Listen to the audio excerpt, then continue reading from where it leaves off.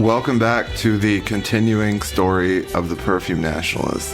I'm very excited to welcome back my beloved Dan Thrall, the first guest we ever had from the Judas Priest and Anna Nicole Smith episodes, and one of my best friends to talk about Kenneth Anger and Cape Fear, the Scorsese remake, and Givenchy Gentleman. How you doing, Dan Thrall? I am like grinning from ear to ear right now because it's funny you mentioned my first appearance because you didn't tell me what we were doing at first. And so I went and watched Cape Fear because that was what we had talked about doing. And it's not like I was the least bit disappointed to be doing Dream Deceivers, but I was totally like ready to be doing Cape Fear. Did we really talk about it that long ago? Yeah. Wow, no way. If you ever do a Cape Fear, that may have been why you asked me, because I said, because so many of our early conversations involved like Cape Fear. Yeah, you admitting to me that was your biggest influence, and Max Cady is your role model, and that's like why I have tattoos. Is this movie? I'm not. This is, and like it's funny, but it's not. It's not a fucking joke at all. Like I know it's not. Robert De Niro in Cape Fear when I was like 11 years old, and thought, I want to be that. Did you know that he was a manlet then? I did, and so I started smoking so that I would also be a manlet. No, I had no insecurity about my height until right-wing bodybuilders on the internet told me that I was short. So, and I was always a tall kid. Like I'm 5'9", and I have been 5'9" since I was like 12 years old. I don't think that's a manlet, Dan. You're not a manlet. You were like an action figure, like an action figure for boys, like one of the like He-Man ones. God, I wish that were true. It is true. And speaking of He-Man, okay, I keep like, they had the scented ones. The scented He-Mans? Yes, there was Stinkor, the evil master of odors, who was scented with patchouli, and then there was Moss Man, who was pine scented, and there was Perfuma, who's a girl who I think was Rose, and I'm looking for a Stinkor on eBay, and I really want one. I'll allow myself one doll or like one action figure in the package, and I've got to find a Stinkor. Apparently, they still smell, and they smell just like the Madonna Like a Prayer album. My first like love letters in 8th grade still smelled like her patchouli when I threw them out like 5 years ago. And it's I didn't keep them in a box under my bed. They were like in my parents' attic. But when I threw them out, yeah, they were. Still... Oh yeah, it never goes away. I would make mix CDs for my friends and like sent them with like usually Lush Karma or some like solid patchouli or something. And like 15 years later, I would open it up and they would still just reek. It's wonderful. And let's see, what else has been going on? I've been on a Magie Noir buying streak again. It's happening again. It is happening again.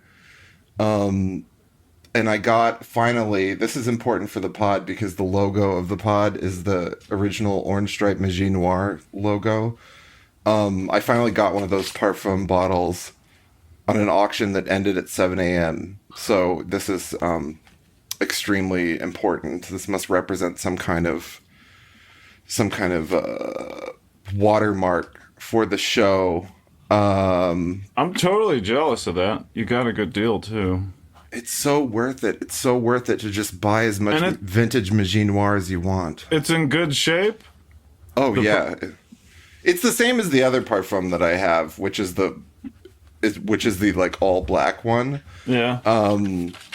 So I actually prefer the Eau de Toilette to the Parfum, but all are gorgeous. All are worth buying, but I'm scared. I'm scared because whenever we do like a evil or satanic topic, I start seeing 666 everywhere. Like the week we did Rosemary's Baby, it was like all of my like car like mileage meters were like 666 and all this. Yeah, and then earlier this week, as I was talking to you, we were having a text conversation. I ordered a children's book from like Goodwill in California or something, and it showed up while I was talking to you, and it was item number 666 on their shelf organization. Oh my gosh! I sent you that picture. I know. It starts showing up everywhere. But like, really, like, you didn't seem as shocked by it as I did way back when we did the Magie Noir episode. But can you believe they just sold something to women called black magic? I can. You can. How? Yeah. Because women are witches. It's true. It's so scary that it's like regular women just have this around. Like, I'm scared to have it around, but I'm obsessed with it. So, like, I understand your point, because things like American Horror Story didn't really exist in 1978 or whatever, right? Or at least they were, like, not edgy. You know what I mean? Like, yeah, I kind of get your point that there wasn't the all-pervasive sort of devil-type stuff going on. Yeah, I mean, like, Motley Crue albums were still a good like 5 years away with the pentagrams all over them.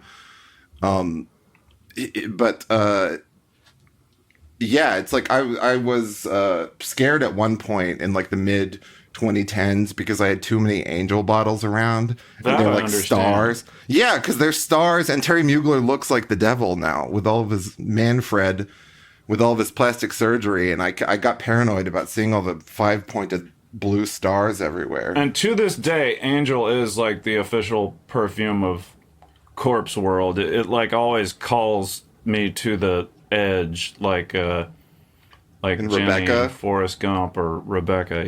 Yeah. I've got a bottle of it in my fanny pack at all times. You keep losing them. I break them because You're like a girl. Girls I'm always drop their clumsy. perfume. I'm very, very clumsy.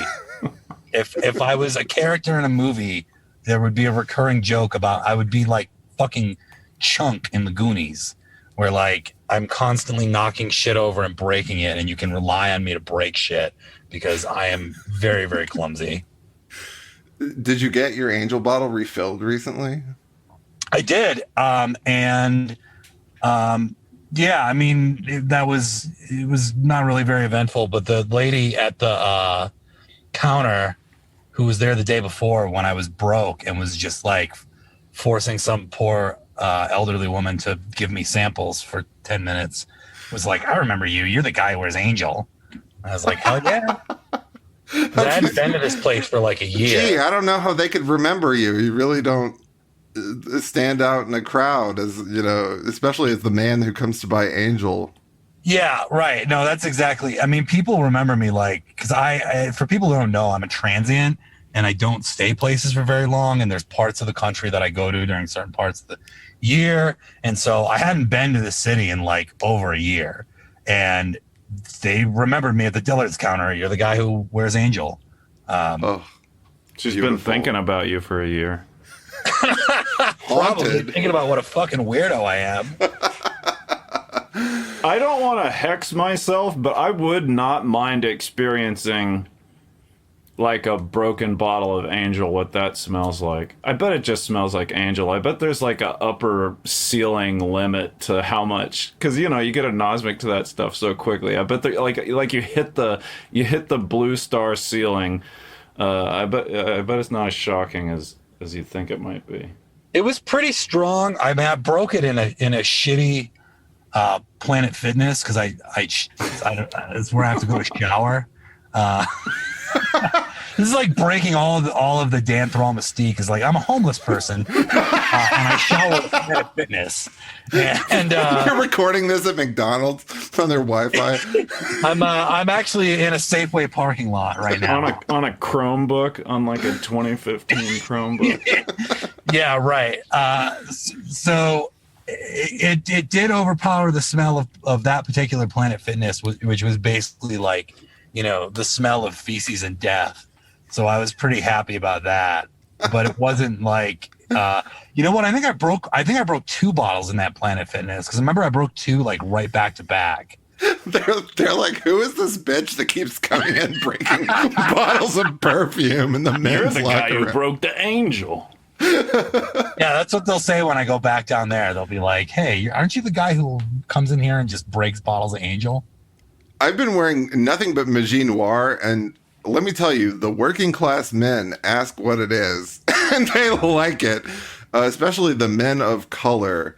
They're all like, "Ooh, what's that you got on?" You know, like. Does anyone ever say or type MOC? I see WOC and POC, but I never see MOC. No, men don't have a specific category. They're just POC. Interesting. Yeah, the WOC means they're like the movie director or the BLM spokesperson or whatever. Seriously, I've never seen MOC. But the some like white trash daddy like construction workers also asked what my cologne was. It was really cute. It was like a younger one and an older one. He was like, "What is that you have on? It smells so good." And the younger one goes, "I can't take you anywhere." It was really cute.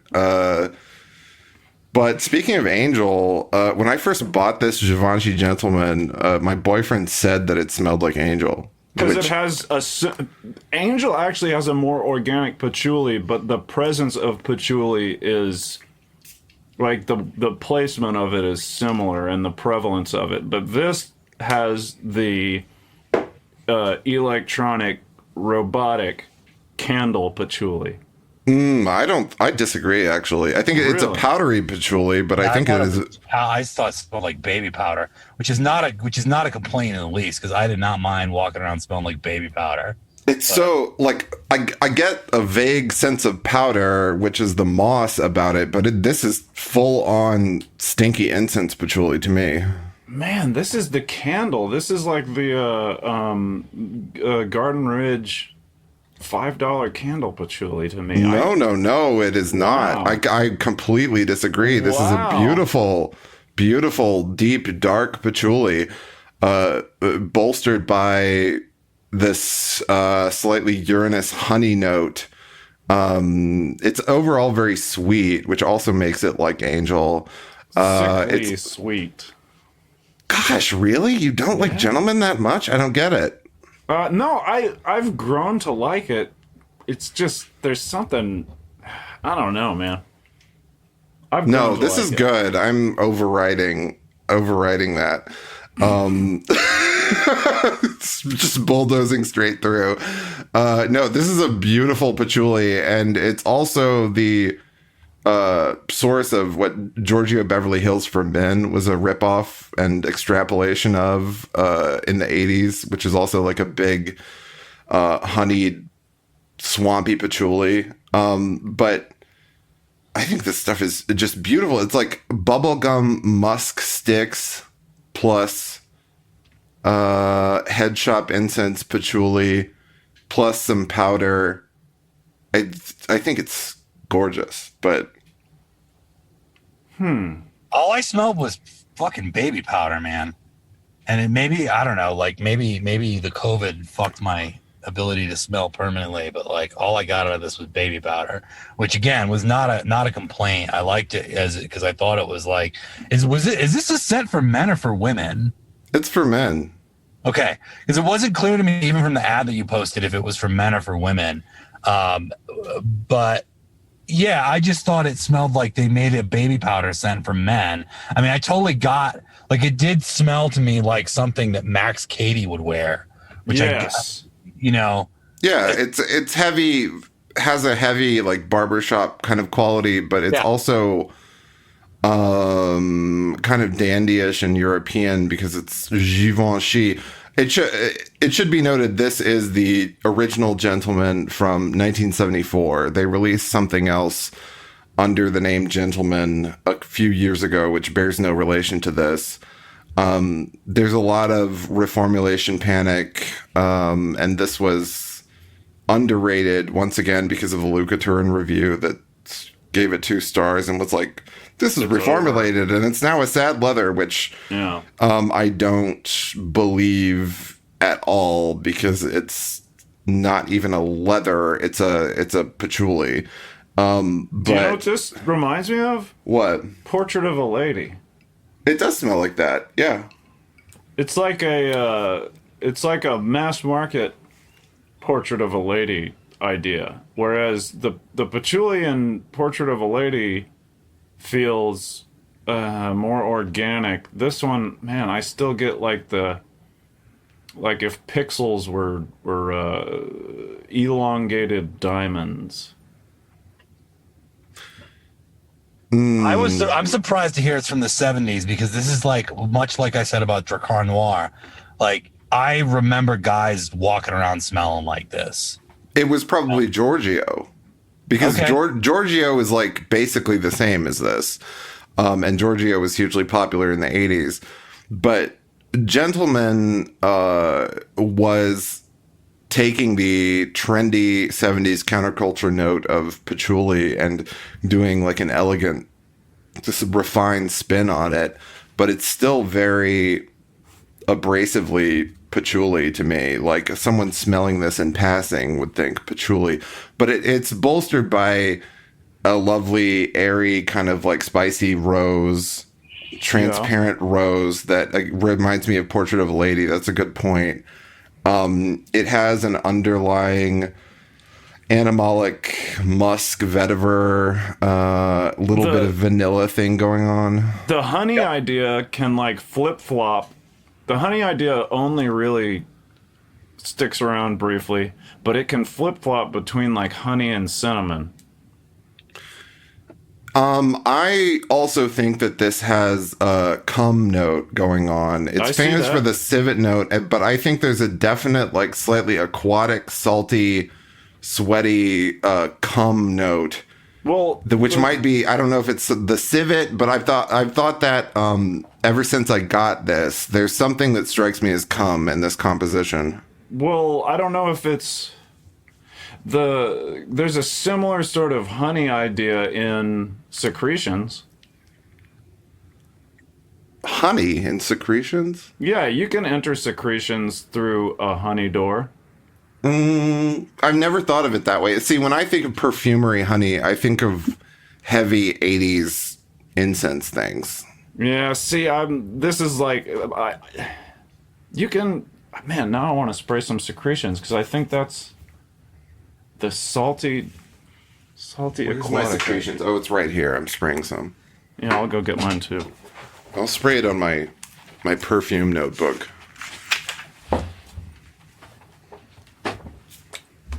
Yeah. Oh, that smells good. Yeah, it is good. It smells like an oud. Man, there is a way to look at it that's like honey. Well, honey has that saliva thing, and this has a metallic saliva note, so I can see it. But generally, when I think of perfumery honey, it's like heavy, sweet, like ambery type of thing. This has this transparent, strange cum note going through it, which reminds me of, I've met two men, both of them hot, in my entire life, and they just mysteriously had breath that smelled like cum. And I don't know why. No one else has ever experienced this, but it was two straight men, and both were talking really close to my face, and their breath smelled exactly like cum. And it's that smell that's in this perfume. Let me see here. Oh, that Secretion smells wonderful. Yeah, especially in comparison to this stuff. Like right next to it, it's kind of amazing. No, this is good. Gentleman is good. I actually like the Gentleman. The patchouli. It's not dirty. Patchouli. It is dirty though. It's dank. I don't agree. I think I would use the word clean to describe this. Like, I was going to say that one of the words I would use to describe this is clean. I mean, the barbershop thing that you're talking about is like, once you said barbershop, I was like, oh yeah, it smells like Clubman powder. I'm smelling freshly sprayed Gentleman on my hand right now, and it's doing the nose running, nose irritant thing that patchouli always does. I don't know. We just we're all smelling from the same bottle, but yeah, this is a strange perfume that gets a lot of different feedback, because my boyfriend said it smelled like Angel. Which I see. I think it does smell like Angel, and I think that Giorgio for Men also smells like Angel. I initially kind of didn't care much about it and sort of put it on a back shelf, but then I took it out a few years later and I thought, this is really beautiful, and I wore down like half the bottle and bought another one. There is extensive reformulation panic online that's totally unwarranted for this. You can get it for $45. It goes under the name of Gentleman Original now, with the silver label and a black cap. But yeah, I think it would be good on women too, who, especially with the Portrait of a Lady craze right now for like rosy patchouli things. Man, the secretions is in the honey for me now. Let's see.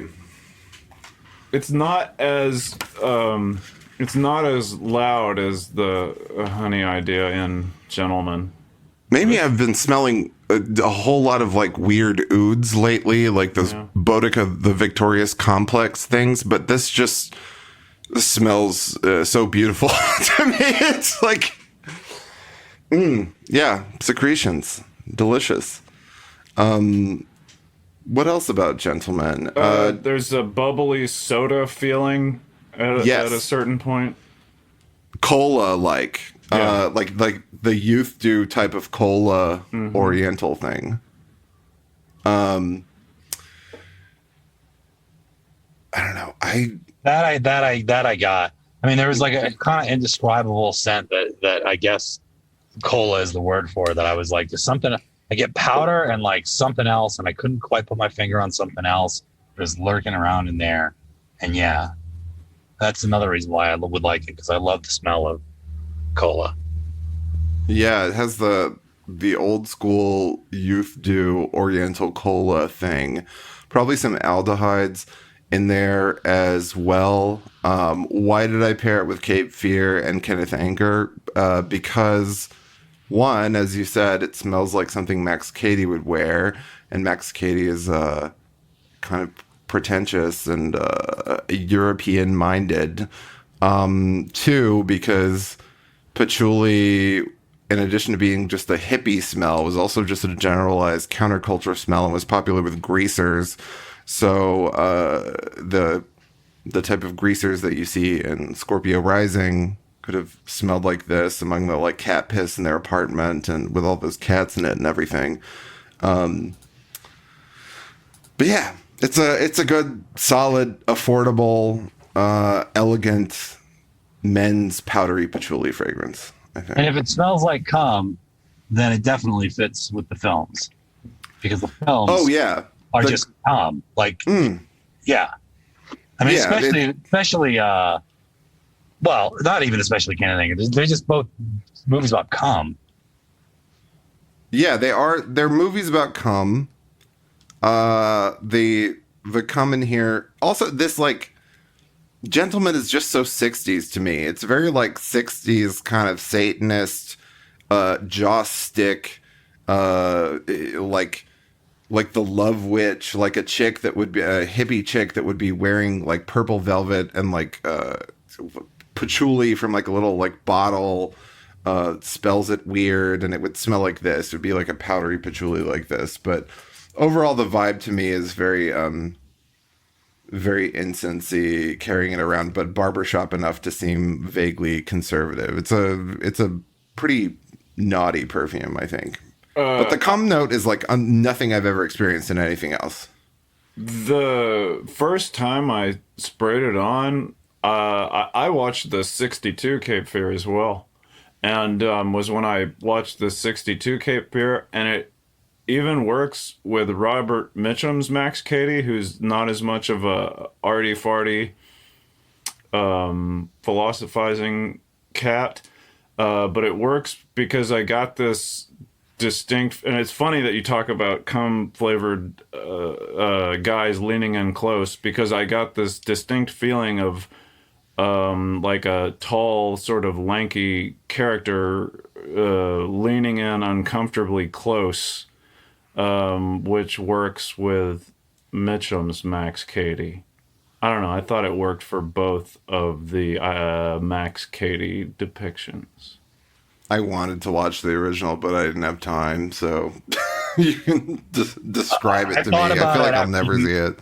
You mentioned it in the chat, and I thought about it, and it was like, nah, watched it a while ago. Like, I didn't really like it, and I don't really want to watch it again. And I almost feel like in the Night of the Hunter is like more is like closer to the Scorsese Cape Fear. Yeah, the whole reason that I love Scorsese Cape Fear is that it's basically the male basic instinct, and it's a rape revenge movie for men. It's a rape revenge movie for men, but it's also so eroticized and has this homosexual gaze to it that I can't imagine something from the 60s having, but I didn't have time to watch it, so I don't know. But also, they never say, like, what are you going to do? Charge me with smoking, but the whole thing is about slipping through the cracks of the law in, a similar sort of way. What are you going to do? Charge me with hanging out? Yeah. So it works. Yeah. What are you going to do? Charge me with smoking is a really relevant catchphrase to today's problems of, they're constantly trying to catch you, screenshot you, or screen record something you said. And, it's just like, what are you going to say? Charge me. What are you going to do? Charge me with saying that? Just a good attitude to have. Dan, have you had any other perfume experiences recently? I had a Perfume experience of walking around a Sephora and beleaguering the poor girl by asking her to give me 20 different scents, none of which I like. I mean, I don't like a lot of scents. The ones I do, I like a lot. I love Angel. I love Angel. And I love my Yadigan. And I really like, but don't love Aura. And I love Britney Spears Fantasy that you were kind enough to give me a bottle of when I came down to visit. That's the perfect wardrobe. I would like to get some Dune because I tried that because one of you guys mentioned it when I was at Dillard's, and I was like, I'll try Dune. And I liked that. I would buy that if I had some extra coin in my pocket and they had it. But every time I've had money, they don't have it. And every time they have it, I don't have money. And I didn't really care for Aramis. You guys were telling me Aramis was the one, but I'm probably. I didn't think you would care for that. I'm gonna blind. You didn't like Drakkar Noir. No, I didn't. Well, I would have liked Drakkar Noir if it had more body to it. That's the issue with a lot of the ones I have. Is everything I've mentioned is really dense, and you stink. And I want to enter a room and stink. I want to enter a room and just stink up the place with Angel or Fantasy or whatever. So Dune, and I think I'm going to blind buy the Tom of Finland because both you and Teddy have said that if you want leather, which, I would love to bomb a room with leather. Wait, blind buy what? Tom of Finland. Oh, yeah, that one's good. You would like that one. I think it has this weird saffron note. I remember it having a rubbery, new car leather type of smell, but it's good. I haven't smelled it in years. I've always meant to buy a full bottle, but it's perfect for your vibe. Aramis, I'm not surprised you didn't like that. That seems to be one of the ones that get the most negative reviews from listeners. It just didn't do anything for me. I mean, I can't think of one that I've smelled that I was like, yeah, that's gross, but it's just most of them is I want something that's really dense. And a recommendation for me is if you tell me that your grandmother used to wear it, that's going to be a strong recommendation for me. I liked that citrusy one that I wish I remembered the name of. I think it was some Coach citrusy thing or Chanel citrusy thing that they were like, here, try, we have samples, take this. And I was like, oh, this is pretty nice. And I really want to like the scent that Lana Del Rey did the picture campaign for.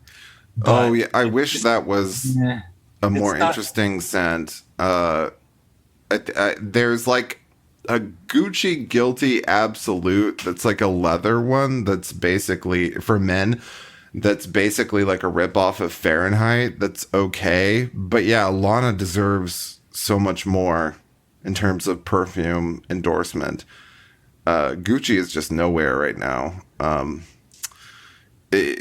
Yeah, Aramis is a leather chypre, and that seems to be one of the hardest genres for people to like. I love them, but they're disturbing because of the combination of powdery old and then harsh leather and like dryness. It's just a whole lot of like bitterness and dryness and agedness to take in. But once you develop a taste for them, it's like, liking a weird cheese or something and you like crave it.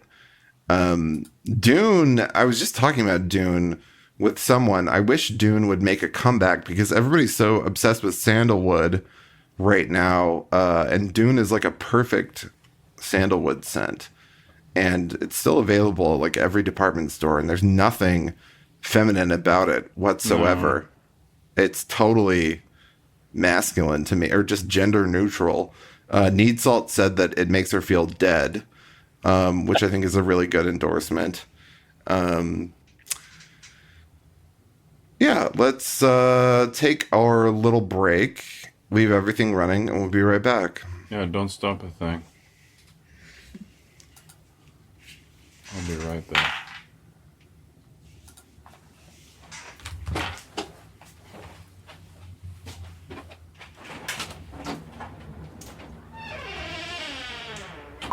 Just like, yeah, fuck you in the ass, kid.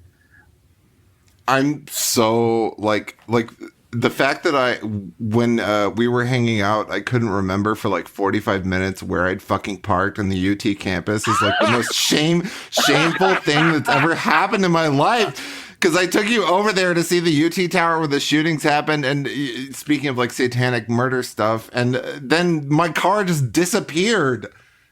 Like I literally like. I'm a born Austinite, and then my fucking car just disappeared somewhere in this like Silent Hill realm around the UT Tower. And God, how embarrassing! You're so nice to put up with that, though. I totally forgot about that, but it's funny, like, because if this part gets included, like, if you need any insight into who I am as a person, when I went to visit Jack, he was like, "What do you want to go see?" And I said, "I want to go see the tower that, Whitman shot all those fucking people from." Like, that was the only thing I could think of in Texas to go see. And then you were like, "We could go to the Alamo." And the Alamo is just this like tiny thing where the tickets were sold out. I just walked around. I'm the worst like tour guide of like Austin and Texas imaginable. Like it's so embarrassing. All I do is like talk about how much I hate Austin and then look for someone to get drunk. It's like, just so terrible, but I'm so glad you came. You're so right about Austin, though. Like, I can't fucking believe people, not to shit on your hometown, because I know it's totally like, No, go for it. it's totally different when it's an outsider doing it, No, you're invited. But Austin sucks, man. There's nothing to that fucking city. Like, why do people want to move there? Because they want the cachet of Texas without actually living in Texas? Is Oh that my really gosh. what it is? I feel bad about it because whenever I meet someone new, I immediately like launch into a like Debbie Downer speech about how much Austin sucks and start talking about how there's nothing desirable about it, which is true. Like I literally can't imagine being so libtarded and like beaten down by LA or New York that I like move to Austin and see that in 2021 and think, oh, this is so charming. Like there's literally nothing. It's just condos, small plates, restaurants. That's it. I mean, the movie theaters were all I cared about, and that's largely gone or like spiritually deadened by Me Too. But I really just can't imagine. And then this like Joe Rogan like migration to Austin, where it's all these LA people being like, "Oh, I have all of this freedom here." I don't know. I don't want to shit on anything, but like, really, this seems free. This little like California colony. Well, That's exactly what it is. It's a California colony. I mean, it was like 1974, and I could go see Waylon Jennings for $2. Austin peaked in the 80s. That's what I gather is that like the real like good time to live in Austin was the 70s and 80s, and then like it was still like fun and small to a degree until about 2000, and then in like 2012 the very last vestiges of anything with personality were eliminated, and now it's just nothing. Like I was driving around downtown yesterday and didn't even recognize it. It's literally just condos and idiots. I like Amarillo a lot. That's the only city. Amarillo's cool. The Big Texan, that steakhouse. Yeah. Which shows up in a Seth Rogen, Barbara Streisand movie where she plays his mother. They like. I saw some of that recently. Yeah, they like stop at a restaurant or a bar or something. It's the Big Texan. I love that place. Oh God. But yeah, I mean, all the major cities of Texas are so interesting. Like Dallas is wonderful. Houston is wonderful. San Antonio is really interesting and strange. El Paso is the only one I haven't been to, but yeah, it's like there's no reason for El Paso's a toilet. El Paso is like absolutely like I went to El Paso when I was staying in Las Cruces, New Mexico, which is a really fucked up poor city, but I like it. But I had to drive into El Paso because it was the nearest Amazon locker, and I needed to get something. I forget what it was, but it was like I just I had no idea where to get it, so I got it on Amazon, and I was shocked at how fucking gross El Paso was. I mean, it was like you can scarcely believe. You guys probably can, because I'm sure there's tons of places outside of Austin that are like it. But like people who have never been off the coasts and don't know that the majority of the interior of this country is just these fucked up, shitty little, trailer park colonies around a Motel 6 and a Shell station. With like a Little Caesars and like it's maybe like a Ross. Like if a Ross moves to town, they're excited. Like it was that, but a bigger city. It was really fucking gross, and I couldn't wait to get out. It really like unnerved me. I think I texted you like the "Welcome to Texas" sign, and it was also weird because it's like in the Mountain Time Zone because it's next to Las Cruces and like more tied into. Anyway, I did not like El Paso. I would love to go see Dallas because I have heard told, though I obviously can't speak to the truth of this, that you will still see big-haired, bosomy women. You will. Oh, man. Dallas is dope, and you will hear everyone in Texas, Austinites, trashing Dallas and Dallas people. Dallas is simultaneously rich and cheap. Like, every time I've been there recently, it's like regular stuff like diner food is like, several dollars cheaper than it is in Austin. But also, everyone looks great. It's extremely clean. There's still tons of old, interesting stuff. They have seasons to a degree. Like I lived in Denton for a year, and like there was a really like cold winter. Like you get cold winters in Dallas, so there's more seasons than there is in Central Texas. But I absolutely love that. I can see myself ending up there easily.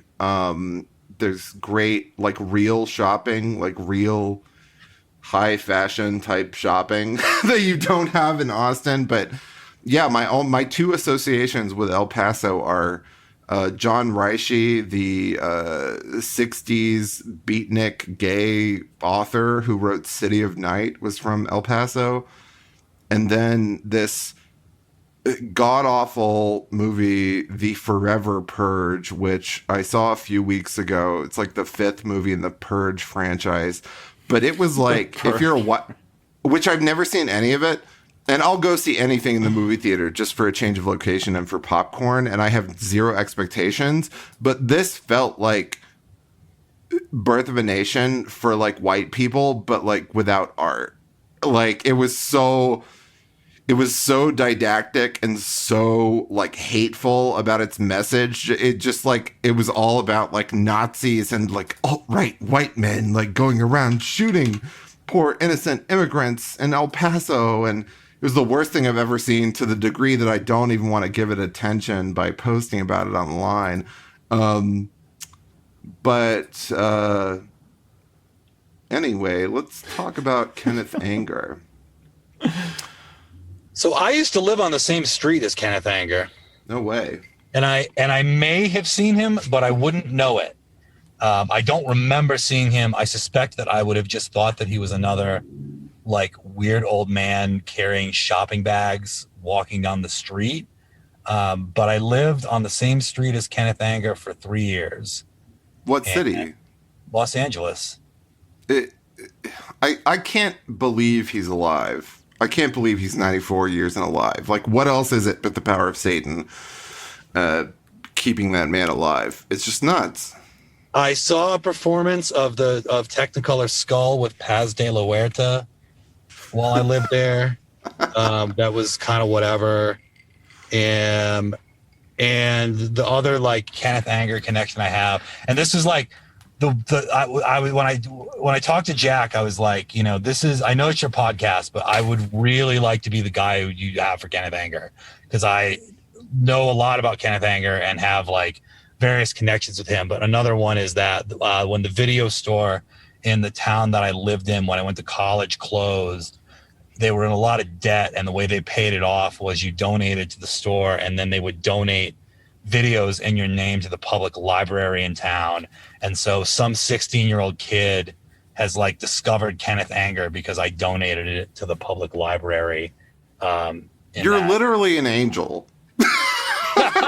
You're one of my favorite people on earth, but that just every story you have is like that. Like they have Kenneth Anger DVDs in the library in your name, like VHS.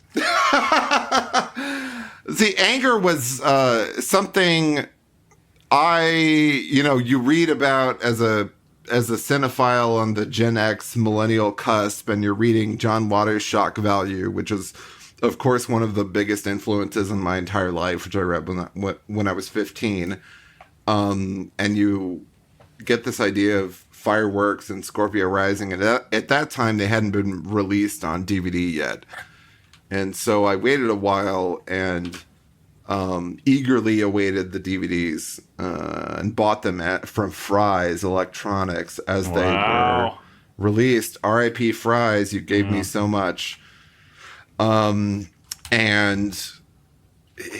I mean, the Anger is just undeniable. Like the TLDR on Anger is that basically nobody had ever used music ironically before Anger. Like everything he did was so early. The use of rock music, girl groups, basically the invention of the music video. When you consider that Fireworks happened he filmed that in 1947, which I just talked about Mildred Pierce on the Elroy Boys, and that was 1945. And like you think about something like Mildred Pierce happening in 1945, and then Fireworks being filmed 2 years later. It's nuts. Like he invented gay avant-garde cinema. He is probably still most famous for Hollywood Babylon, which people love complaining about these days. Like back in the 2000s, kind of everybody loved Hollywood Babylon and the sort of Gen X interest in that sort of thing. But now, like there's the You Must Remember This podcast, which I listen to, and she's okay, but like there's this kind of like lame feminist angle she always has where it's like debunking white men and their lies. And her like she did a whole series on Hollywood Babylon about how it's all fake, and it's like it doesn't matter that it's fake. And wasn't it known to be fake. I'm I think under the even impression then- that it was like the art of gossip. Mm-hmm. Right? Well, that was when you could, before the internet, when you could just like write shit down, like that you heard. And, it's just totally different.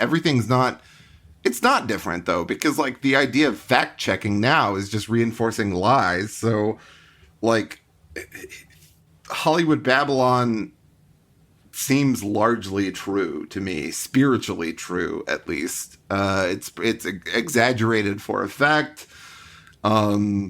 It's the first kind of thing that highlighted just the gruesome grotesquerie of Hollywood in 1965 and was a huge influence on so many things like apocalypse culture and Answer Me. And, it's very like predicting the 90s.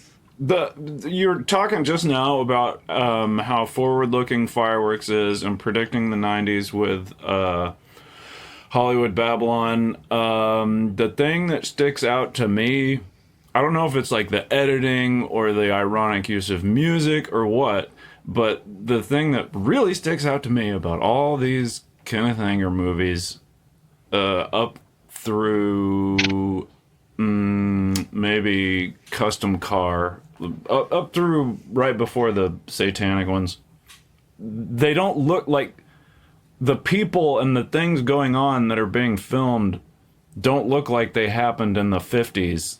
It looks So true. I don't want to say timeless, but you know how like you see a show from the 80s or something and like there's just like this like taste of old and the whole Like Puce Moment, filmed in 1949, doesn't look. It looks like a chick in like the 90s, like imitating the 40s. Yes, and Scorpio Rising, none of that looks like when you see sort of cheesy biker type stuff. It doesn't look like that. It looks like someone you could know. I don't know how he does it. Like it's beyond belief that inauguration of the Pleasure Dome is light captured on film from the 50s. Like there's virtually nothing in inauguration of the Pleasure Dome that looks like the 50s. I don't know how he did that or what the is it.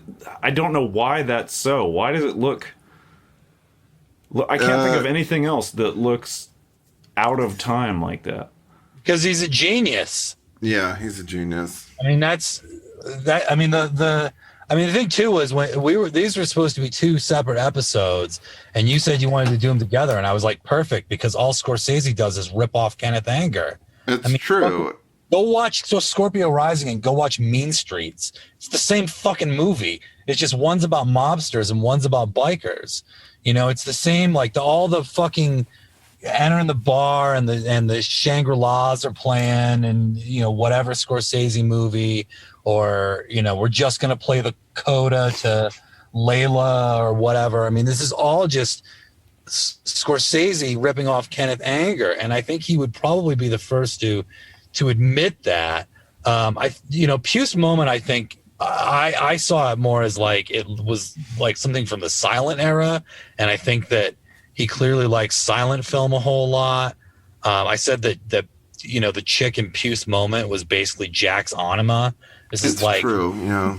Jack's female form is just this like super glamorous woman laying on a couch and then walking giant dogs around her, garden estate. She's just looking at her stuff. The way, I had never even thought of Puce Moment as me until you told me that, and then I watched it again. And yeah, the way that she's just looking, admiring her stuff, her little collections, and just tripping out on that and putting on perfume and going through her clothes and everything. I think Fireworks totally looks like the moment that it's from too. Like parts of Fireworks do. Yeah, Fireworks to me just looks like looks like every guy in 1947. But also parts of it look out of time. I really feel like this, y'all are going to disagree. I really feel like this effect ceases by the time we get to Demon Brother and Lucifer Rising. I actually agree with that because I think the satanic ones seem the most like quote unquote dated. Like that's not like a value judgment because I love those, but like they seem the most 60s. Let's start with Fireworks. Fireworks is the invention of gay narrative cinema. This is what it's like when you have extreme homosexual desire translated onto film with no political filter whatsoever. He imagines himself being gang raped by rough trade, symbolically. He gets milk poured on him. It's all sort of dark and hazy and takes place at urinals and bathrooms. It was filmed at his parents' house when he was living with his parents. It also incorporates Christmas and the 4th of July. The whole desire to be ravaged by rough trade and murdered is so central to the homosexual experience. And like my very first note under the word anger in my little notebook is desire to be killed by rough trade, Dan Thrall. So Fireworks is very much about this eternal issue or problem for the homosexual. It's not my favorite of all of these, but it's just always struck me how insanely ahead of everything it is. Like Anger is like Benjamin Button, like living through, which is a movie I haven't seen, by the way, but I think he like lives through forever. But like Anger has seen so many changes in culture and cinema and it's like public sexuality and all this that it's just unreal that he's still around. It's the flip side of the whole like William Burroughs, we're gonna go to Morocco and fuck little boys thing. Oh, which I hate. Like I love Burroughs, but I absolutely hate and feel like I'm a different species from the like exotica gays where the sex tourism gays where they like go to a country and excitedly come back and tell their white friends that they've discovered this like colony of midgets who truly understand sex and are totally uninhibited in a way that none of the resentful, hateful white people in their hipster city could be. Like I hate that, and I just feel like it's a different brand of sexuality than me. But yeah, I hate Thailand. I hate like this is stupid. Who wants to go fuck a bunch of like midgets and midget prostitutes? Like I'm homosexual for the classic white American man, okay? Like this is, which I never see. I'm like a freak for this. I'm a freak for thinking this because everybody's like, oh, Latinos just understand sex in a way you never will. And it's something that like hateful old queens, after they've like shit where they live and like alienated everyone in their hipster town, they talk about Mexico and they're like, everyone understands me in Mexico. But anyway, Anger is really like on the level with me. Like he understands what's attractive in a man, and this like lustful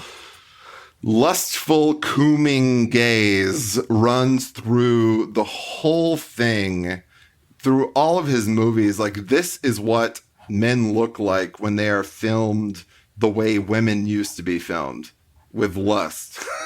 Yeah, and I think you're not a freak because I'm like the object of desire of that gay man, and I like encounter it, all the fucking time.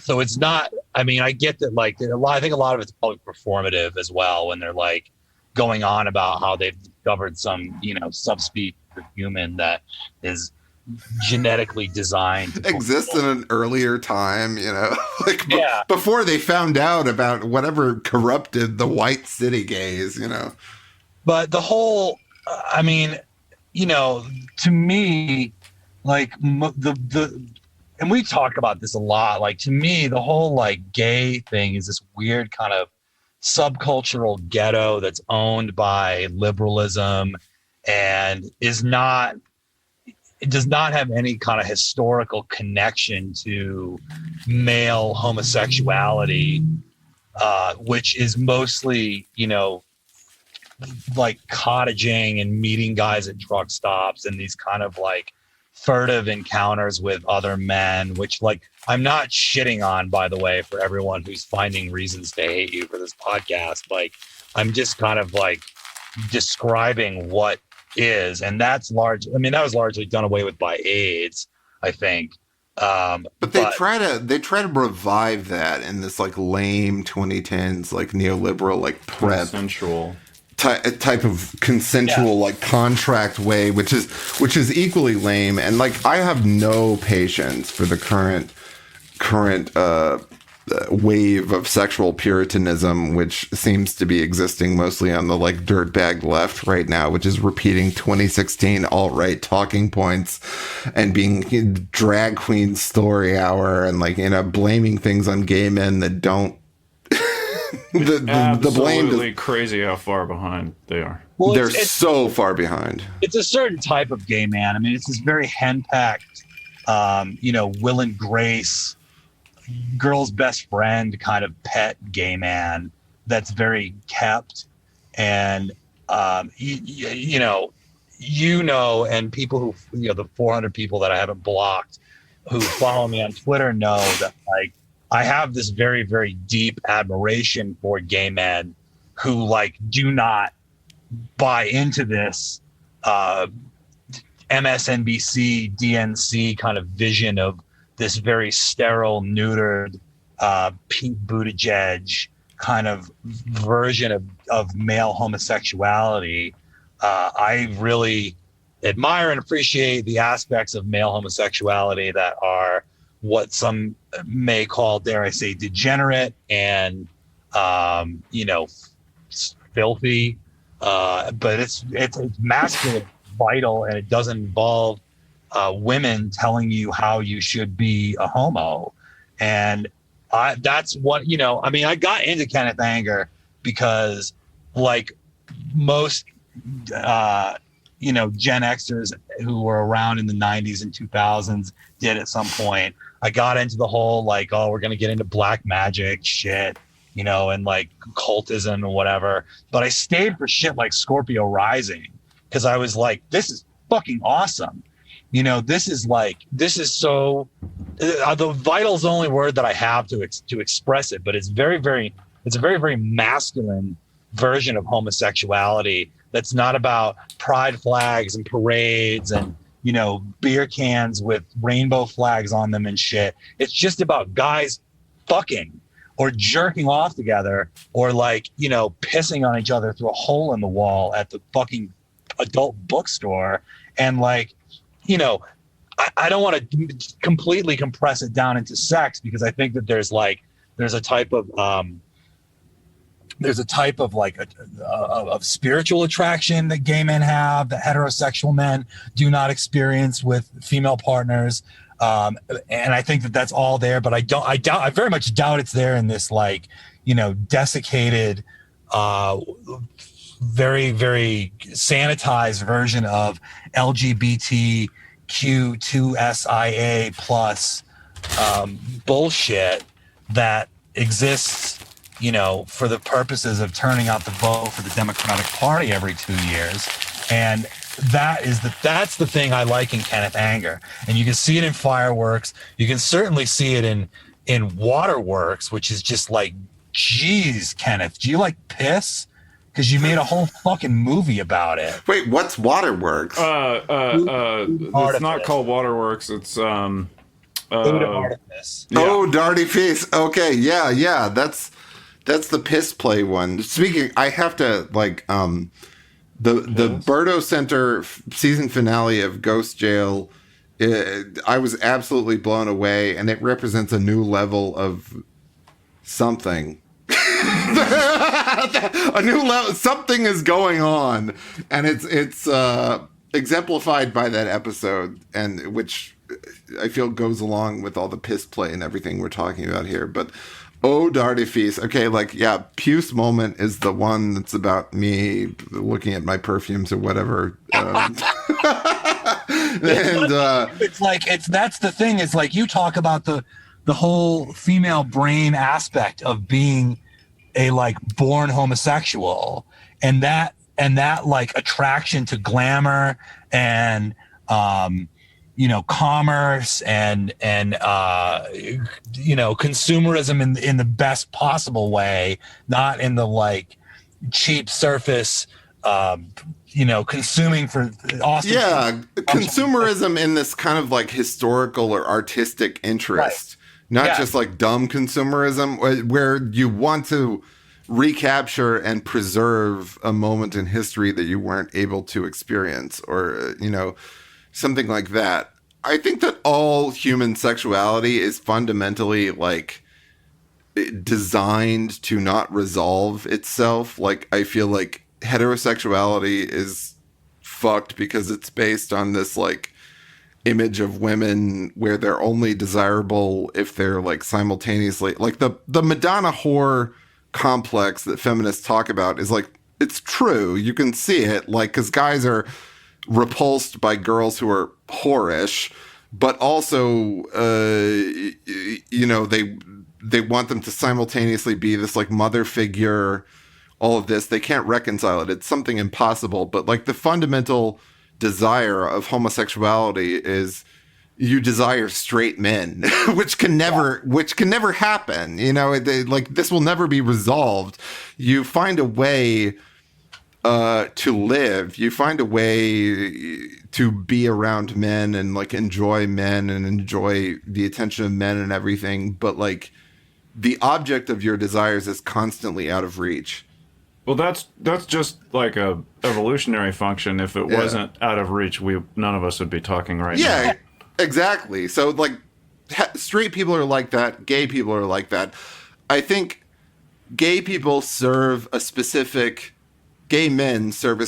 function where you can understand both genders. You have a like shamanistic understanding of women and men and the ridiculousness of this farce where straight men really just want to see the best in women usually and like, just trust them like little puppy dogs every time and are not hip to their games whatsoever.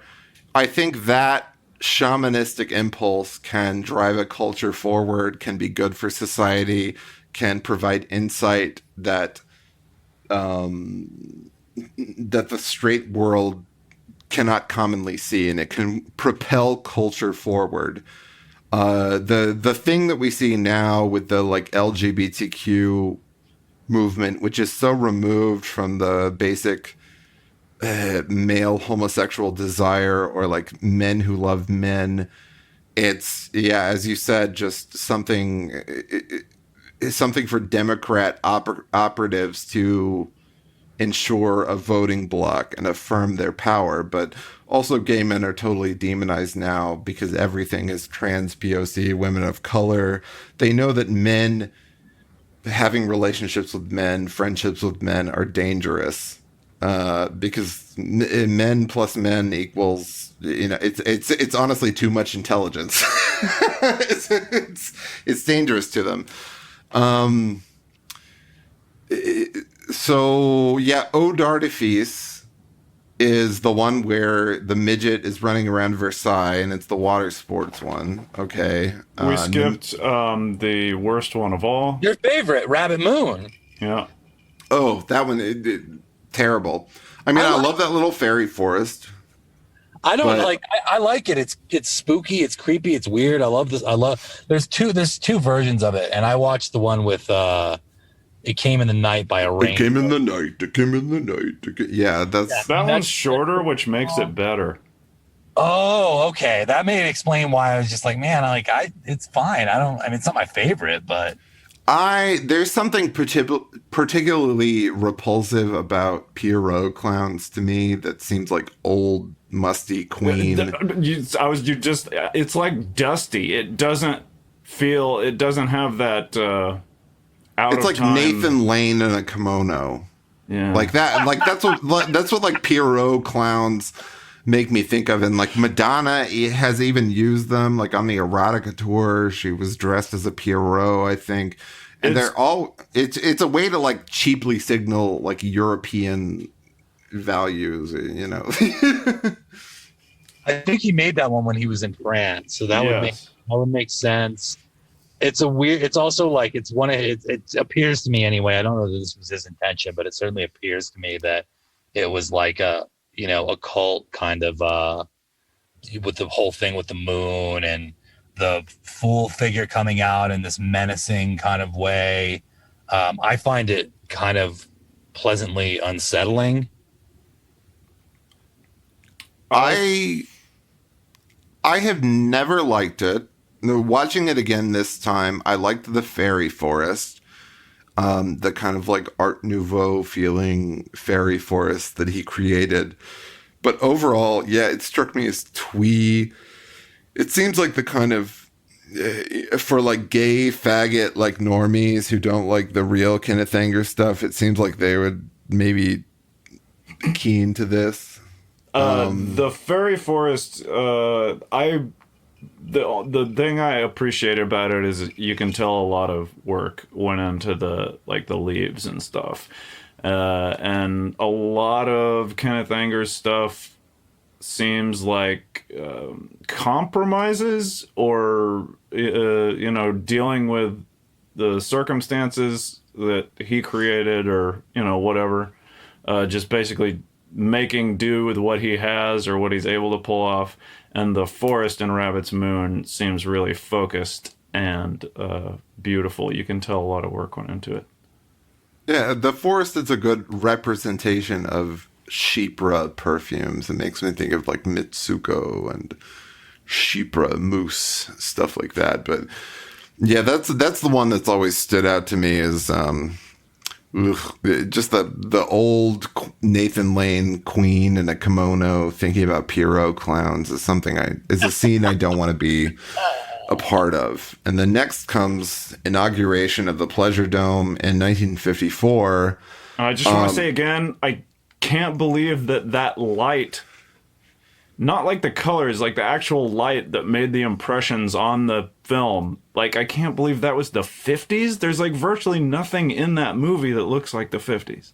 This was happening while our mother was like a toddler. Like, it's just bizarre. It's like, yeah, I would have thought it was from the 60s if I hadn't, looked into it for the purposes of this. I mean, it's got Marjorie Cameron, who is Jack Parsons' widow, who was another famous Belemite, which is a follower of Aleister Crowley's. who is in the Twin Peaks constellation. Actually, the books that Mark Frost wrote for The Return have like chapters that go on and on about Jack Parsons and Marjorie Cameron. If you mention Jack Parsons to anybody who works for Jet Propulsion Labs in Pasadena, they become very uncomfortable about it. I've experienced it multiple times. They become like visibly uncomfortable about it. It's really strange. That one is like, it's pretty to look at, but it doesn't grip me like Exactly. the other ones. I mean, Marjorie Cameron looks beautiful. Obviously. The Egyptian stuff is just him heaping Thelema on you.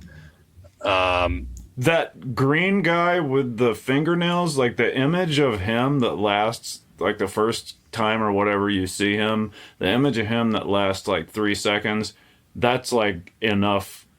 That makes the whole movie for me. It isn't as great as you want it to be, but that image of that green guy. I like the part where there's, the smoking, because Ayn Rand also had a thing about smoking is stealing fire from the gods. It's one of her weird, like, bullshit. I have this like extensive philosophical explanation for why I like cats, which I'm not up, but she had a whole thing about smoking and why smoking was important for objectivists to do. And to this day, if you go to like, the Objectivist Institute, everybody there is fucking smoking. And I don't know if that's like intentional or what the deal is, but it's there anyway. This is the one that has them smoking out of the like shrunken head yeah. type pipe. Okay, yeah. No, that's Demon Brother, I think. Okay, that's Demon Brother. Okay, that's later. This one feels the most resolutely 50s to me. It feels like a 50s fashion show. It has that outside of time, like, I can't believe this was filmed at that time quality that Orden mentions, but this feels like the the Technicolor fashion show and the women fashion show, like like like outer space, outer space, like Jetsons fashion show, like Disneyland 50s kind of. It feels 50s to me. I can see that. I'm not explaining myself. There's like something about the way the people hold themselves. I don't know. There's freaky out of time quality to this. I have to mention that the version with El Dorado, with the Electric Light Orchestra record, is better than the classical, Janik, or however you pronounce that piece. I don't know how to pronounce that guy's name. But the Electric Light Orchestra version, I actually feel, is better and picks up on the subtle, like, backmasking, almost mocking satanic vibes of some of the Electric Light Orchestra records. This,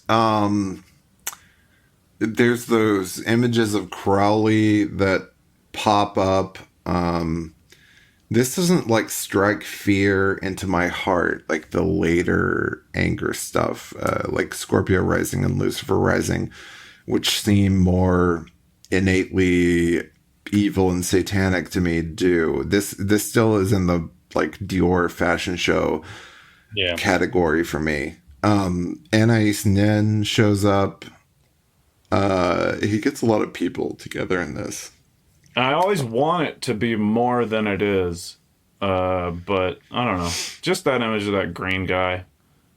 That's like... The green guy is great. Also, this is the reference for Frankie Goes to Hollywood's Welcome to the Pleasure Dome in the 80s, which is one of the most insane, expensive, like gay, decadent concept albums ever made. So it's interesting for that reason.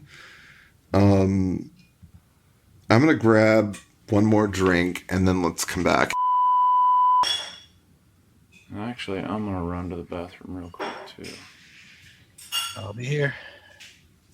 Go to the bathroom in your truck.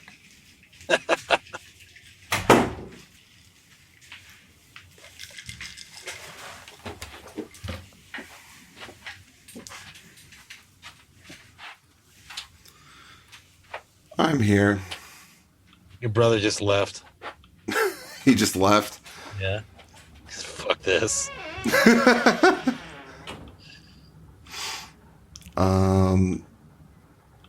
Yeah, Scorpio Rising. Hot as ever. Okay, this was 1963. Is it really that early? It's so early. All of Anger is interesting, but you really just need to see this. Yeah, this is the one. I mean, I asked you if we were going to do them all or what the deal was. And if we were going to only do one, I would have done this. And if we were only going to do two, I would have done this and Lucifer Rising. Because I feel that those are his, like, definitive statements. I mean, I love this for a lot of reasons. One of which is that I am a Scorpio Rising, which is a hell of a fucking ball to carry when you're also a Leo Sun, Leo Moon, for anybody who gives a shit. Wait, what is that? I don't know the whole astrology thing. Does that mean you're a Scorpio? I'm a Leo. Okay. With a Leo Moon and Scorpio Rising. And I don't know how it works. I don't really know anything about astrology. I just have dated girls who demanded to do my astrology charts and, found out through this that I'm a Scorpio Rising.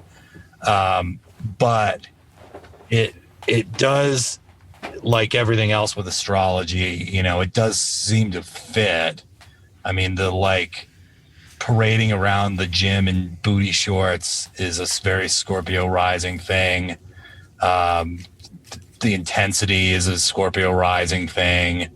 I think that the purpose of the name of the movie is that it's about death, and Scorpio is associated with death. But yeah, I mean, this is the one that I can just watch over and over and over again. He got convicted by an all-female jury of obscenity for this one, which was not too surprising to learn that it was an all-female jury. And this is the one that, like, you know, Martin Scorsese has been ripping off for his entire career, which, like, yeah, this has it all. This is like the Bible of cinema that came after this.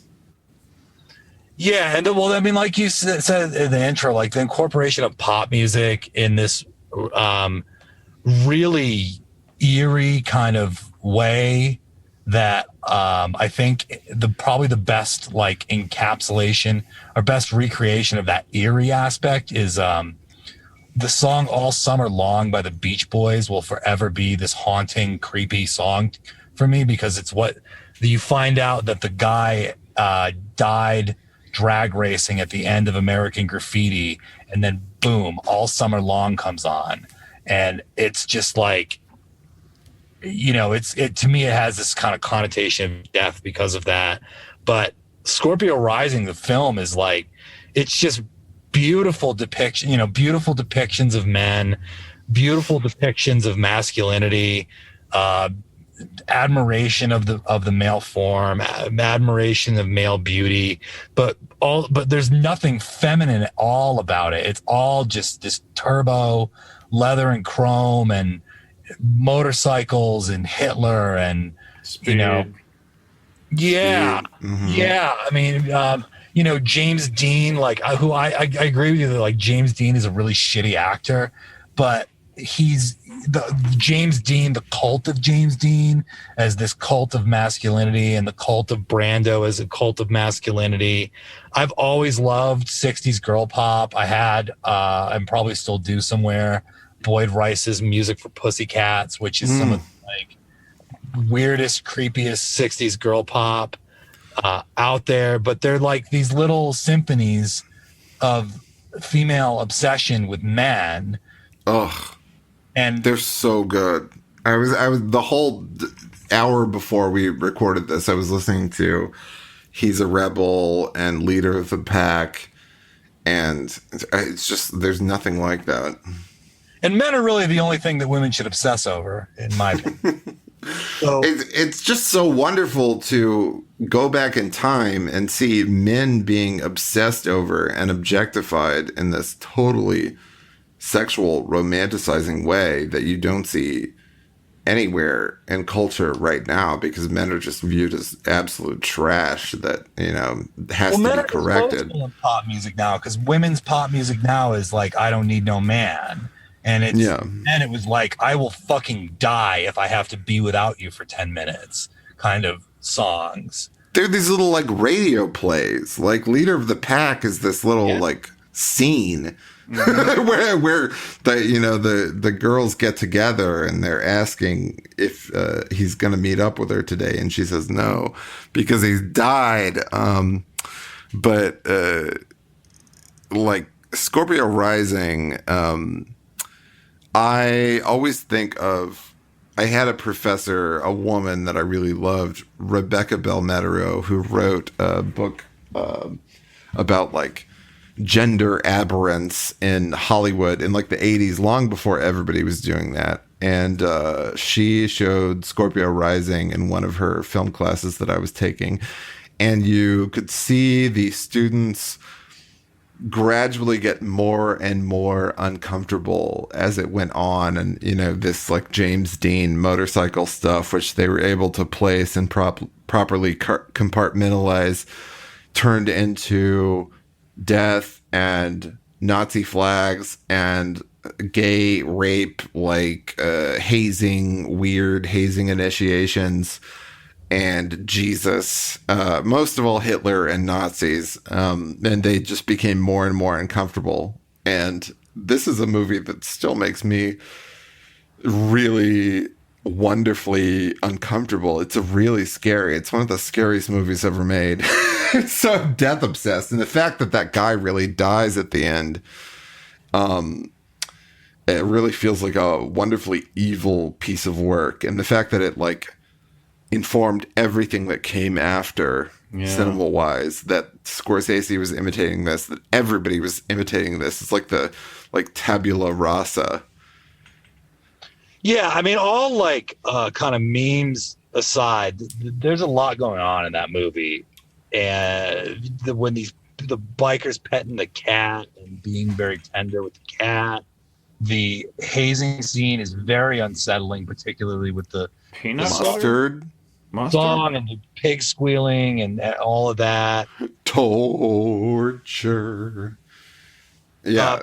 There's the homoeroticism of the men just like hanging out, you know, that's totally there, but like exists in this kind of pre-gay panic being introduced into male relationships. So there's not like it's the stuff that BAP talks about, where like, you know, naked men hanging out together is not gay, and if you think it is, then you're the one who's gay.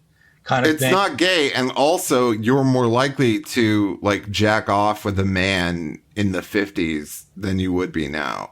Like this is something people don't understand, because as soon as homosexuality became a state-sanctioned identity with a specific path attached to it, to gay marriage, which is this like satanic mockery of 50s heterosexual marriage. Before that, like, every man would have experienced like circle jerks and stuff like this. It was just nothing. You know, you read any like book from that era, like Norman Mailer or like James Jones, it's just a prerequisite that kind of thing was the norm, before it meant that you were gay, that you discovered your gay identity in a little like treasure box. Yeah, that I think that's right on the money. And also there's the thing where, you know, biker gangs famously would kiss each other with tongue to like freak out, you know, to freak the mundanes, or however you want to put it. I mean, that's like, you can that happened. I didn't even know that, and that's incredible. Wow. Yeah, that was. And I have something new to think about. I'm amazed that you don't know that. I mean, there's also the whole, you know, and the actual alpha of the alpha male kind of thing, where it's like, he's not the Scorpio's the leader, but he's not like the biggest guy. He's not the most muscular guy in the group. The most muscular guy in the group is that, you know, the guy on the cover of the VHS, but he certainly is the most charismatic member of the group. You get the sense from watching it, and then it all ends with, as you say, somebody actually dying and wiping out. That maniacal laugh at the beginning, and then the solo, the you know, it's an instrumental, so it's weird to talk about a guitar solo.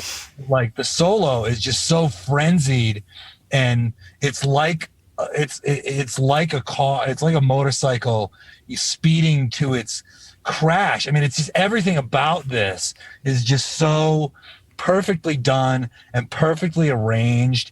I mean, the Martha and the Vandellas song when he's getting ready to go out, I will follow him, and the Jesus and the Hitler thing.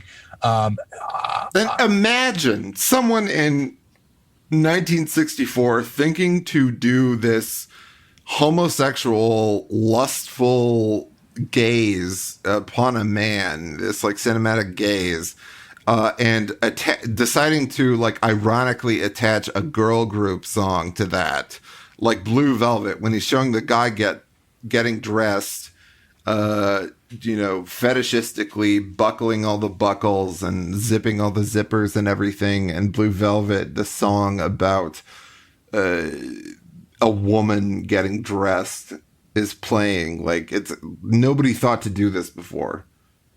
No. And you know, I like for years, decades, when I listen to girl group pop, I'm like singing it in the mirror to myself. It's this like self-admiration thing, because it's like men just aren't admired in this way ever anymore, except by gay men.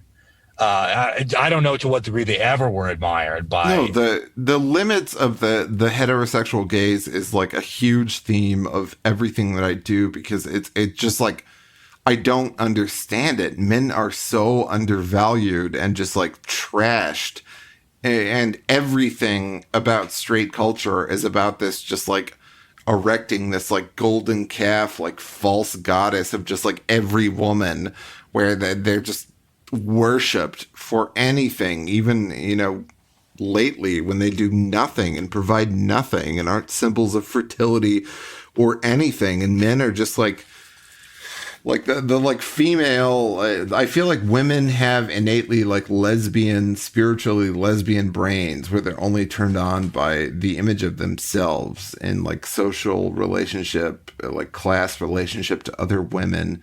They're not specifically just like turned on by men for the sake of it. And it's just a tragedy, but like when you watch this, it's just shot through with so much lust for men and appreciation for like all of the grossness and everything. Like listening to the commentaries on all of these, he's talking about how these guys who were like real bikers, his friends, the apartments just smelled like cat piss with all these like flea covered cats going around everywhere. And it was like really gross. There's like an extreme, wonderful tactile quality to everything. Like you remember the packs of cigarettes and the ashtrays, and like everything just seems really real in a way that you only kind of see in like lower budget movies from the early 60s, or like pornos. Like if you see like a softcore porno or something, you'll see like how things really looked or what circumstances people really lived in. But it's really beautiful, and it's really scary. And the introduction of the Nazi stuff, which Anger on the commentary proudly says all comes from his collection. It's great hearing this old queen be like, that all came from my collection. It's not any kind of like critique of Nazism or like ironic, like we're juxtaposing queer activism with Nazism. No, he described himself as to the right of the KKK. You see this all through his work. Custom car commandos. That's yeah. I mean, I think that like the thing about the female admiration of men as it exists today is there's this admiration of this very sterile, smooth, Ken doll kind of man, and that's not what he's admiring. He's admiring men who stink and have a mattress on the floor. Oh, God forbid. And, you know, are mostly, I mean, there's also the whole thing we didn't really talk about, which is the lustful gaze of the male characters on their motorcycles, you know, the way that they just fawn over them, which is probably a transition into Custom Car Commandos. Custom Car Commandos. Okay, guess my favorite one of all the Kenneth Anger movies. Dude, you would it's this. Loved My Father in the 60s. my father in the 60s. You know, everyone's like, I mean, there was that default friend, I think is her name, who was like, oh, my dad. And I was, you know, I was like, I didn't know what you were talking about, because my father was a greaser in like 1969 and tried to enlist in the Vietnam War so he could go kill communists. So I have no frame of reference for like my dad went to Woodstock and like didn't like the war, because my dad loved the war and would not have been caught dead near Woodstock. You know, yeah, I mean, that's like, that's another one where it's a guy being a guy and fussing over his car that he's going to take out, and that buff, you know, that like Angora looking car buffer to like get all of every last bit of grease off of the puff, the pink puff. This is like the imitation of life of Kenneth Anger movies. This is like the Douglas Sirk drama, where it's just perfect pink powder puffs.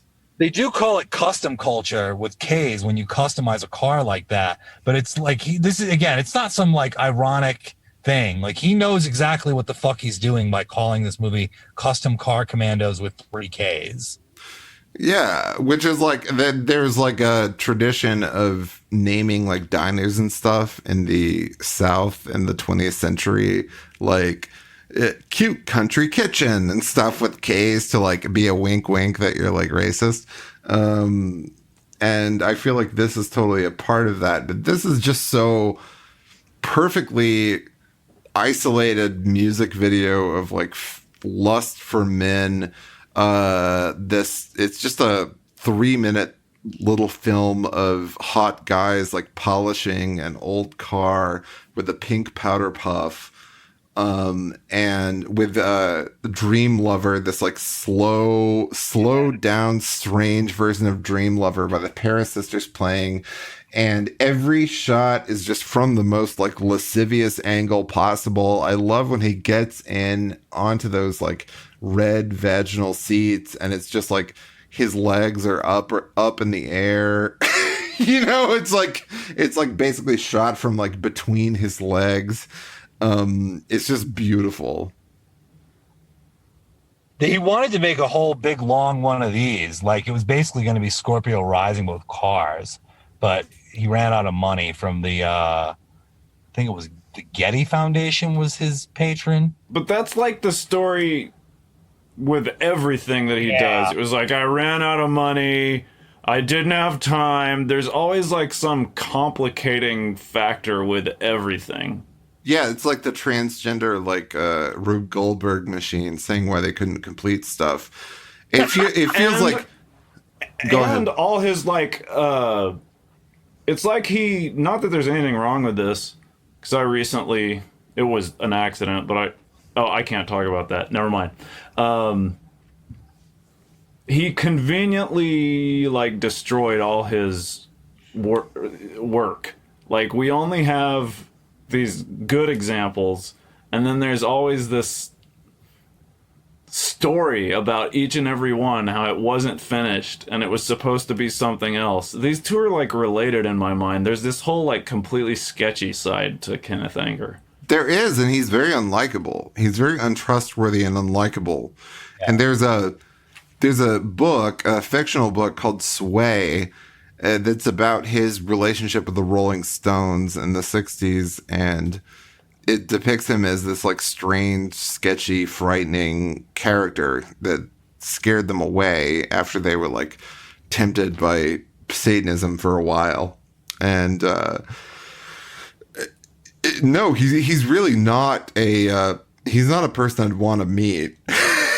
He has an amazing like supernatural artistic genius, but he's not like probably a quote unquote good person or a reliable person, like. And on the same token, like, Scorpio Rising is probably my favorite, even though I like the burned mental image in my head from Inauguration of the Pleasure Dome, but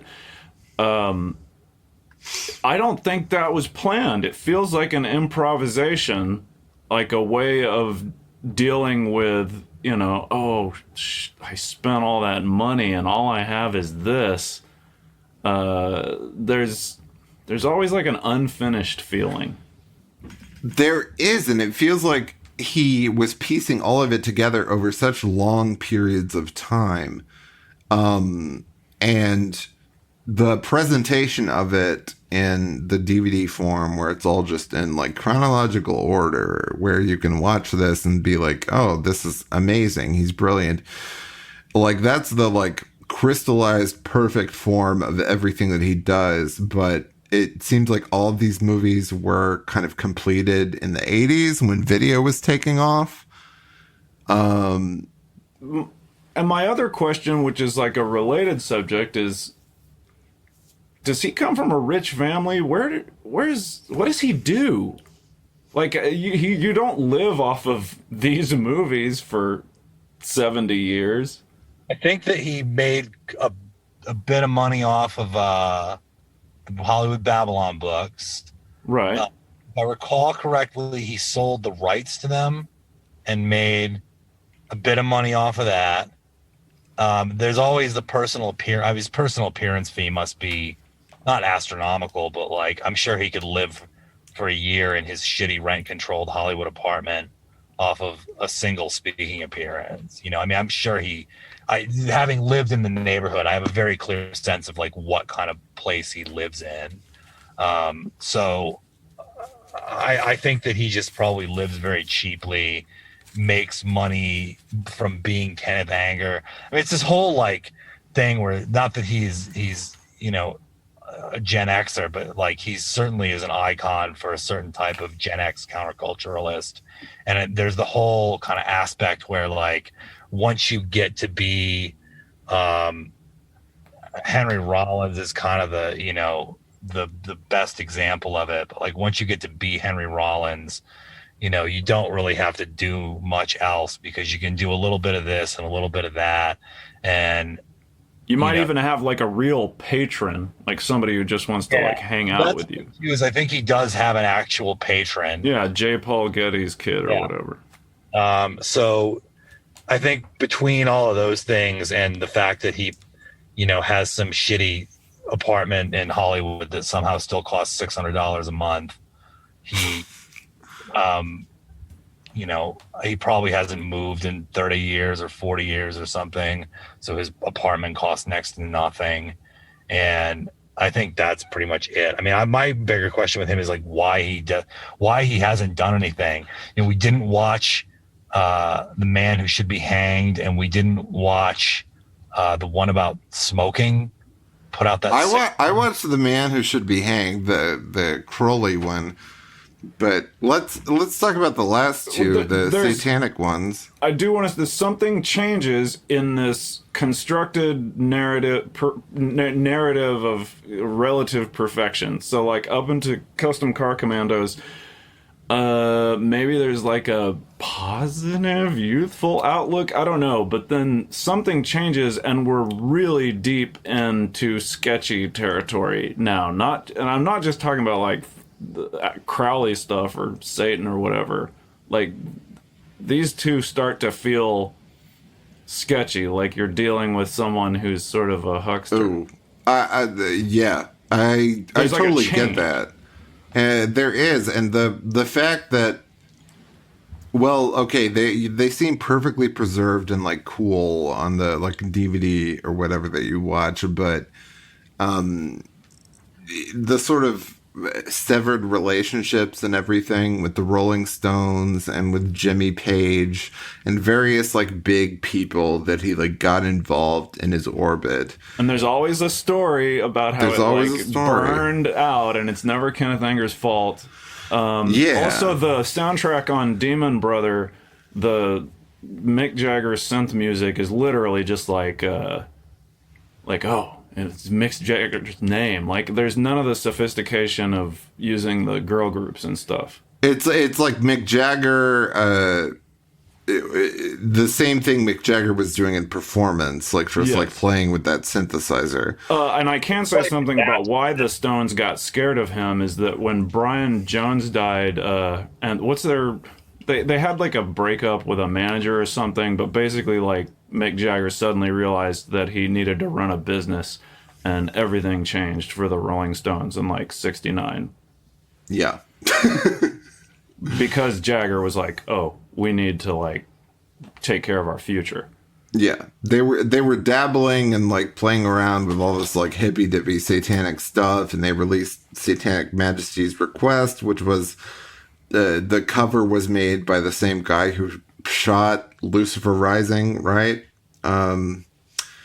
It was all like interconnected with that. And Marianne Faithfull, who today now is known as this like wonderful like NPR respected kind of like widow of the rock world, she was a total joke in the 60s and 70s. She was like a songbird, like this British songbird with a high voice who dated Mick Jagger and then got addicted to drugs and was a total just like fuck up like heroin addict before she used that in Broken English in the late 70s and kind of like made it into a punk thing.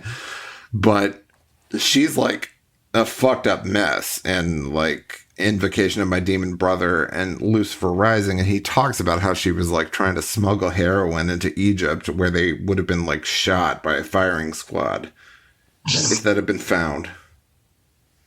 Yeah, I mean, Demon Brother is easily my least favorite. I think It's terrible. Mick Jagger just wiped his ass with the soundtrack. There was an alternate version with a different soundtrack that I started watching and was like, why do I not hate this soundtrack? And realized that it was, not the Mick Jagger one, and then forced myself to watch the awful Mick Jagger one because that was the more correct version. It's like a home movie. It's like a weird psychedelic home movie.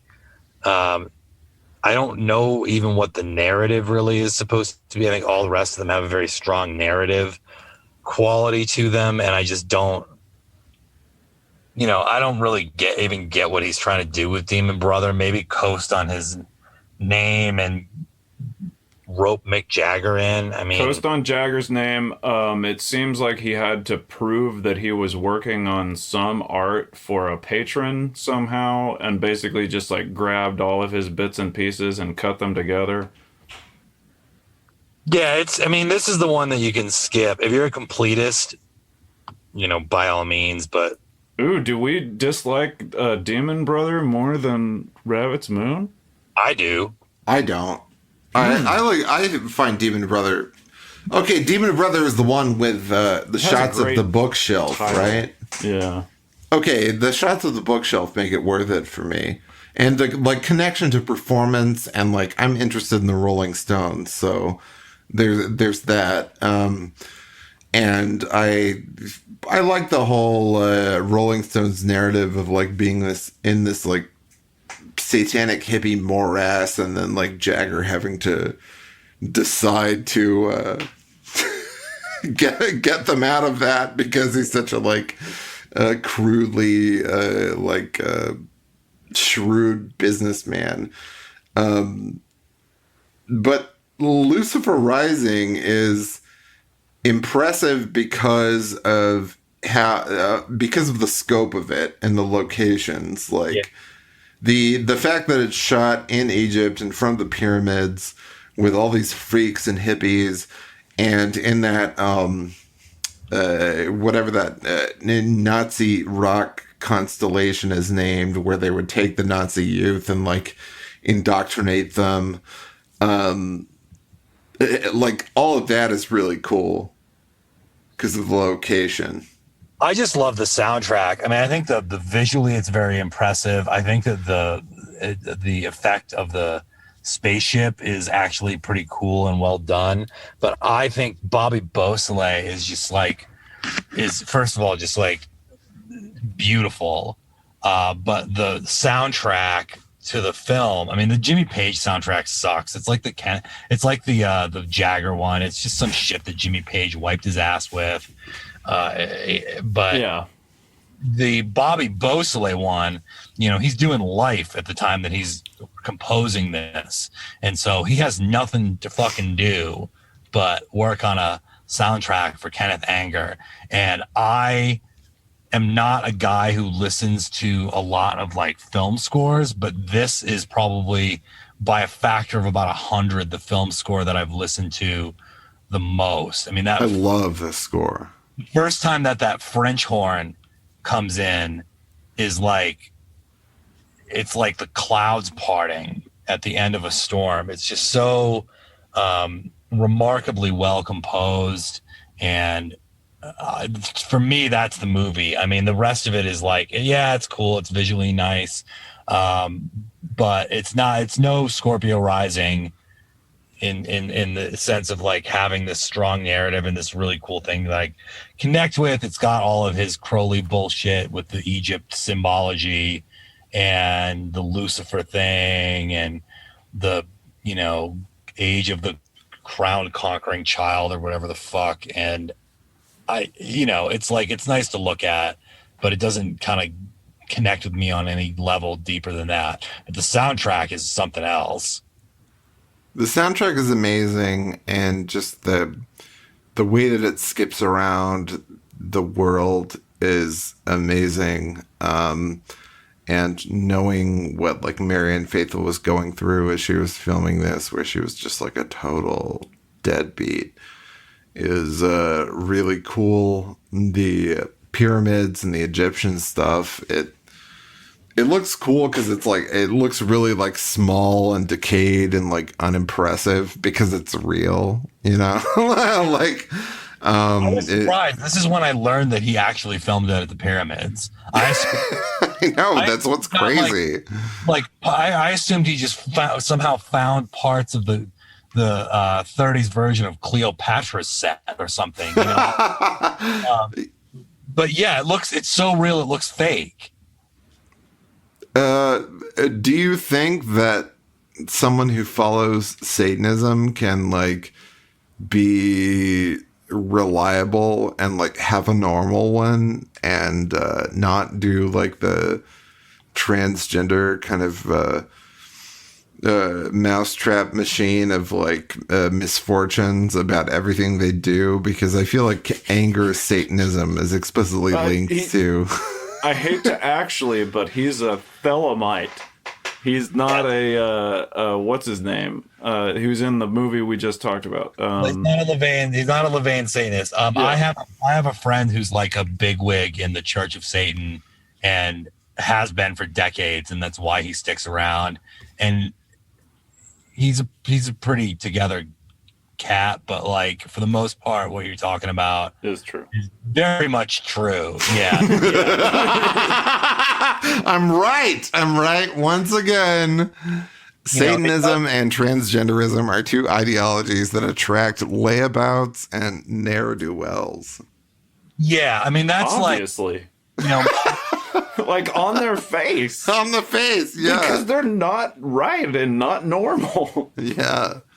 I mean, this was like, I'm not gonna name names, but there was a past TPN guest that I very strongly encouraged you to not get into bed with if they. I can't imagine who.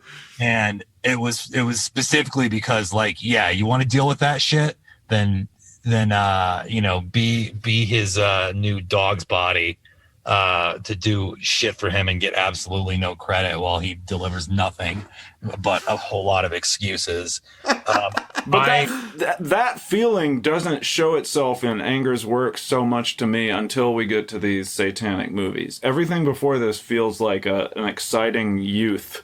Now it feels like he's exactly what you just said. Like, it feels sketchy. And why has he been, you know, this like grandfather of gay cinema and experimental cinema and everything? Like, why has he been around, lurking around for 40 years doing fuck all nothing? You know? It's just, he is shady and he is suspicious, and I think that his real burst of genius was with Scorpio Rising.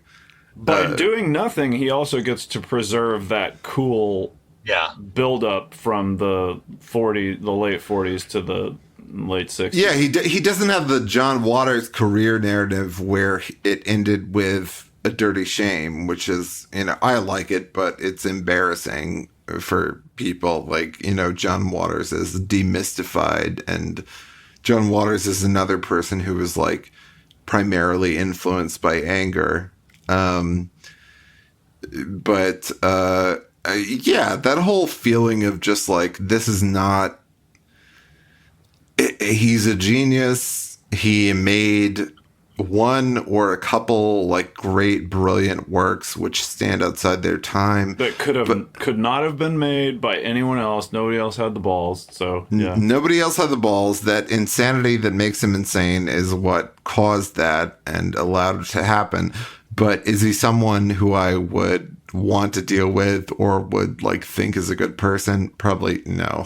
I mean, this guy Brian Baker basically handles everything for him at this point. I know that much, that Brian Baker is like his, you know, person that, I mean, I don't know to what degree it spills over into his personal life, but I would not be surprised if like Brian Baker is the guy making sure his bills get paid on time, kind of thing.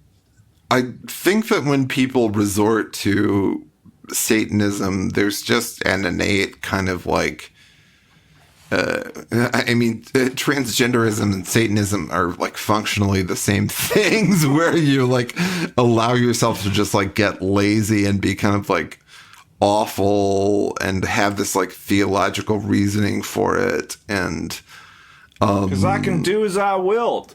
That's the law. I can do as I will. Yeah, it's something that's like just fundamentally annoying. But and actually, that sounds good. Like that, do as thy wilt shall be the whole of the law. Sounds no, good. and I like all of this. That's the thing. It's like we exist in this like ecosystem of like literal minded like dumbass like post leftist and like alt right like freaks who are so like literal minded that they can't understand just like finding this little satanic body of work appealing and valuable because they're not like artistic people.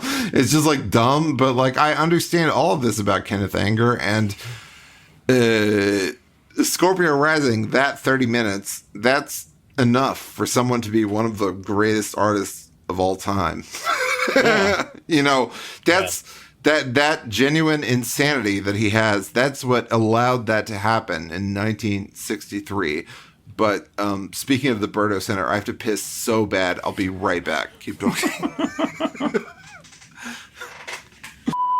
I actually really like bleeping stuff out. I don't get to do it that often.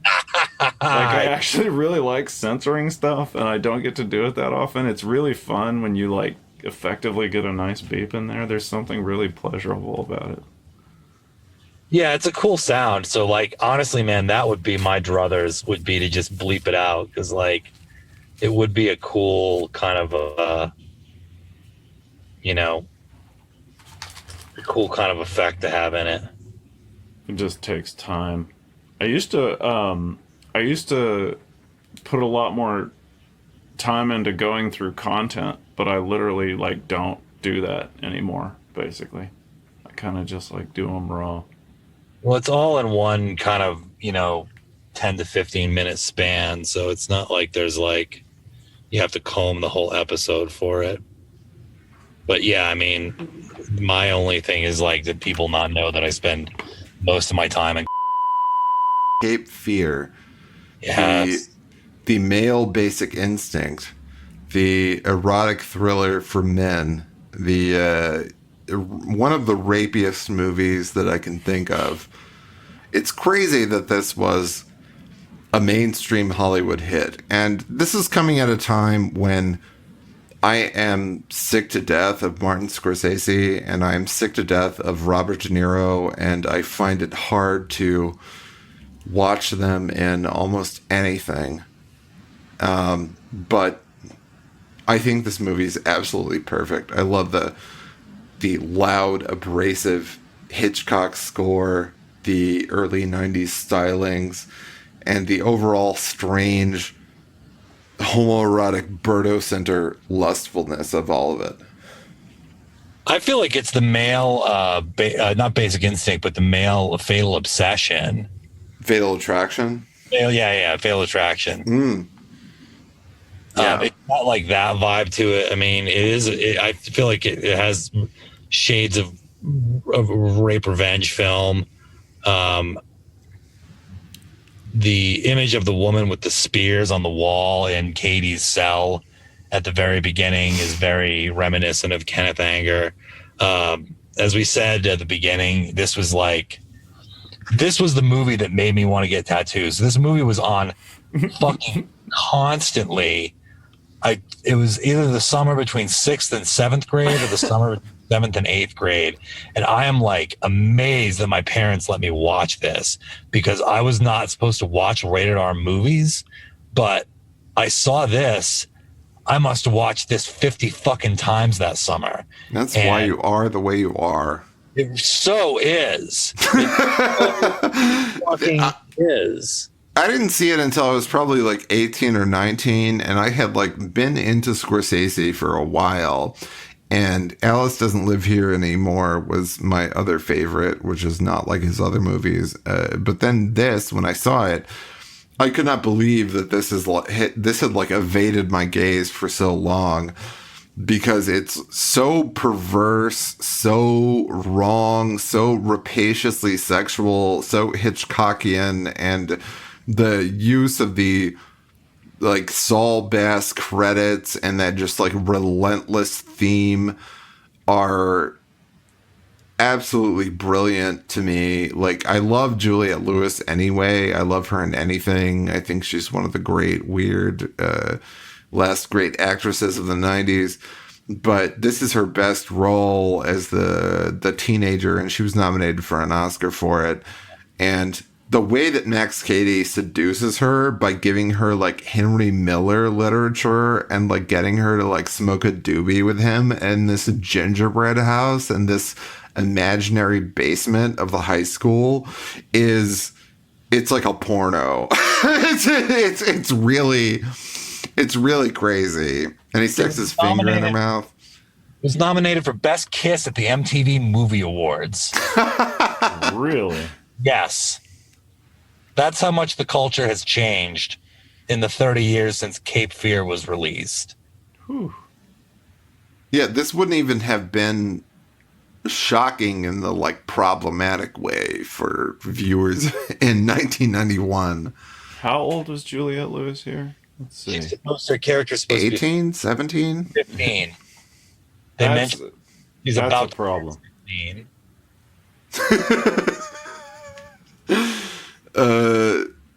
Yeah, it's a problem because it's hot and realistic. It's not just like this this like grotesque predator zooms in on her. Like when viewed with the Kenneth Anger gay gaze, which is how I view everything Robert De Niro, Taxi Driver included, which everyone talks about Taxi Driver like, oh, it's the story of like an incel like gone mad and all that, and like, no, it's like hot. He's like hot and horny and sweaty and awkwardly taking girls to pornos and killing people and all this stuff.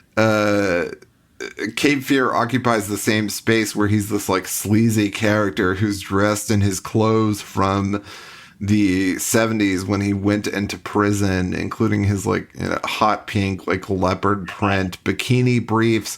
That's the most like homoerotic moment in all of this, when he's being like stripped by the policeman and he makes eye contact with Nick Nolte as it like shows this close up of like his pubes in the bikini briefs. Like, it's nuts. Yeah, the weird like homo rapey thing I never really noticed until I watched it this time.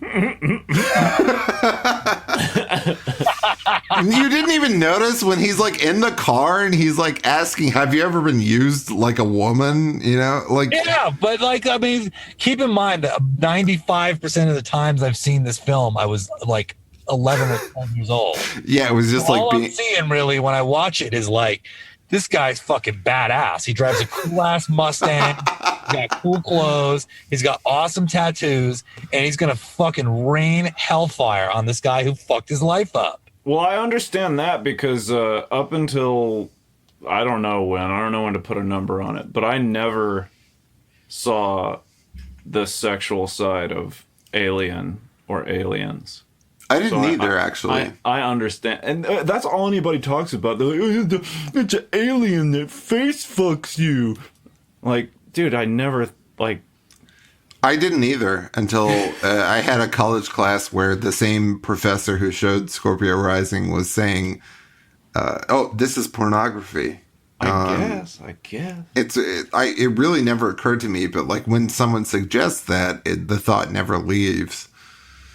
I mean, not to digress too much, but I always see Alien as like Jaws, you know, or Halloween, where it's just this like, there's a relentless killing machine that has no fear or remorse. A different form of life. Yeah.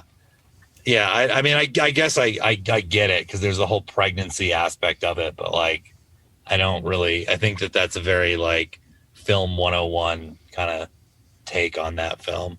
But in I the don't think same it's way, necessary. no, it's not. I understand how, and I really understand how you could watch this and miss homoerotic undertones. Because I When I wouldn't read have. the Wikipedia, there was a description of the plot description on Wikipedia, which may be changed to something else at this point, God knows. But they say something about him threatening to Katie threatening to rape Nick Nolte, and like I looked for that and I didn't see that at all. But there is this weird kind of like sexual dominant, it's sexualized dominance that runs through everything he does, but it's all mitigated through his wife and his daughter. And the daughter is especially weird, not just because of the gingerbread scene, but because the theater, high school theater scene. But when they're on the boat, you get the sense that like she's kind of into him. Yeah. She's very into him. I that doesn't even strike me as unusual, because that's like Katie has succeeded at grooming. That's like pretty standard like teenage girl stuff, where like a bad guy convinces them their family is sucks, and it's easy to turn teenagers against their families. But she does also light him on fire, so it is it's when he's finally raping her mother. How long did it take for her to get to the point where like she realized that this was a bad guy? Yeah. The progression of this is so strange and so fragmented. And like Hitchcockian. It never feels like a very like linear plot progression, even though you can really tell what's happening. And this was all filmed in Wilmington, North Carolina, where Blue Velvet was filmed. It has this like steamy Southern vibe that's very strange, very ethereal. Jessica Lange, before she had redone herself as like a camp icon for American Horror Story, and like I love her now because of it, but she was like a really humorless and strange, critically beloved actress who's this like frigid, hateful wife who has like white linen on the dresser, which is perfect for her. But the depiction of all of them being like turned on by Max Cady is so unusual and so like honest. Like there's the scene where Jessica Lange puts on the lipstick and goes out and sees the fireworks and is like turned on by him, like kind of hallucinating him on the wall and everything. And like all of the women in the family are like sexually turned on by this like greasy, gross guy. Yeah, they all see things. I don't want to say incorrectly, because I don't want to make it Nick Nolte's not exactly like a hero or anything, but they all like see things incorrectly. All the women in this movie. And Nolte is being punished because he concealed information that would have branded Katie's victim as a slut. Basically, like the whole reason Katie is in prison is that Nolte had covered up that the 16-year-old girl that he had raped was a slut. Which is very like old school, very 60s Anatomy of Murder type reasoning, that like she was asking for it and everything. But the way that Katie menaces him, and Katie is this character who's covered in tattoos and has consumed all these like books in prison and has this like galaxy brain where he can deal with anything. He comes out of prison and just immediately resolves to fuck up Nick Nolte's life. Yeah, I mean, that was like the other thing that I always liked about him in that movie. I mean, this is the thing. This is like the succinct key to understanding me, is that I watched this movie at 11 or 12 or whatever, and to me, Max Cady was the protagonist. But he is. I mean, Nick Nolte is not even like likable in this. No. And Ileana Douglas, an actress I absolutely worship. You know, she's given some of the greatest supporting actress performances ever in Ghost World as the art teacher, and in this as the girl that Nolte is having an affair with. She's amazing, and the most like famously horrifying and problematic scene from this is when Katie meets up with her at a bar and she's drinking sea breezes and she's like wasted and laughing at everything that he says and is clearly turned on by the fact that he's a criminal, goes back to her apartment to sleep with him, and he bites out of her cheek and like rapes her. And it's an amazing scene, made more amazing by the fact that Ileana Douglas was Scorsese's girlfriend for like 10 years. So it has a particular kind of maliciousness to it. But Dan Thrall, you have the special story about Ileana Douglas. I used to screw her niece. I think a previous, on the last episode, yeah, I used to screw Ileana Douglas's niece, which, you know, we should dwell on because there's nothing people want to hear about more than middle-aged men talking about how they used to get pussy 20 years ago. Does the niece look like her? Yes.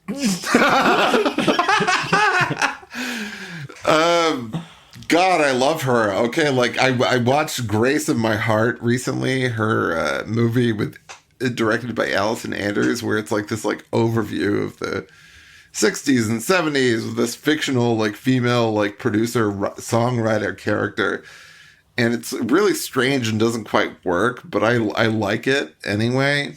And the fact that you just like biting out of it, you know, flesh out of her niece's cheek makes me really happy.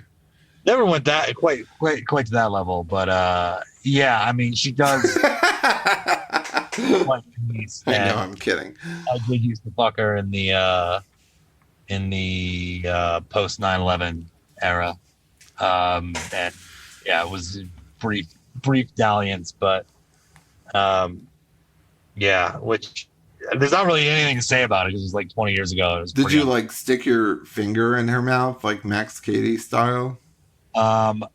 Probably, because that's one of my moves, but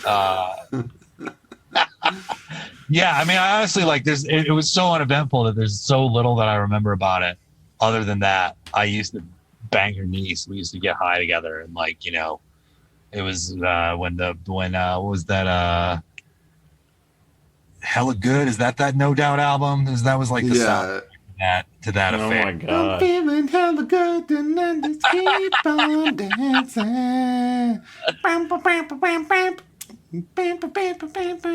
Yeah, the Every time I see Ileana Douglas in a film, oh, love her. She seems really fun. But like so this goes on, and I remember just like there's a particular nastiness to the violence of movies made between, I would say, like 1978 and 1992. Ooh, yeah. Like, it feels like movies reached a point of like degradation and amorality that they would never reach again. I just watched Lucio Fulci's New York Ripper last night, which is one of the most like misogynist movies ever made. Like, I love the whole like early 80s like hardcore misogyny slasher genre where they're really gross. Like I saw what is that one? Don't Answer the Phone and House at the Edge of the Park, stuff like this. But yeah, the New York Ripper has like the killer like shoving like broken bottles in the woman's like pussies and like slitting like nipples in half and like like so many weird rape scenes and everything that only happened during that period. And like mainstream stuff like Fatal Attraction and Basic Instinct is like contained in this vibe for me, because like Fatal Attraction has a particular kind of brutality about the treatment of women to it, the way that the audience is so satisfied when Michael Douglas finally like shoots her at the end. Yeah, the rape scene in Cape Fear is brutal. I mean, it's rough, and I love New York Ripper is like probably my favorite Fulci film. I anytime I recommend it to somebody, I always give them a huge warning about it. And it's so gross. And then people have like never spoken to me again after. I'm the person that seeks that kind of content out, and I was still like, gee, I can't believe this exists. You know? Yeah. But Cape Fear gave me that kind of feeling the first time I watched it. It was like this gross kind of like sexual violence, along with that score, that relentless, bah, bah, bah, bah, you know, like the horns, like the Hitchcock score. Yeah. Like it just like has this constant atmosphere of rape about it. Yeah, I mean the thing that everybody says Scorsese or Hitchcock, which I get, but to me, and this is like maybe 6 of one, half a dozen of the other. To me, it's like a Brian De Palma film because of the colors and the beachy kind of like 80s. I mean, 1991 is the 80s for anybody who wasn't there. 1991 is firmly the 1980s. The transition is like, not really even begun. And it's very, very De Palma to me. I know. I wish it was a De Palma movie. De Palma would not have made it as rough as Scorsese did. And the weird thing too is Steven Spielberg was one of the producers on this, but he wouldn't put his name on it. It was the first film that Scorsese had a lot of money to play with for making a movie, and he turned around fucking Cape Fear with all that Amblin money that he. And this had. was after Goodfellas. Yeah. Okay, so Goodfellas was like the massive hit that brought Scorsese back, and then this came after that. Yeah. This is the movie he made. He followed up Goodfellas with. That he used his cachet in Hollywood to make, and it's a very strange film when viewed in that context for a few reasons. One of which is that it's a remake. One of I don't know how obscure or not the original one was, but I doubt that I would have seen it at any point if I hadn't been obsessed with the Scorsese Cape Fear.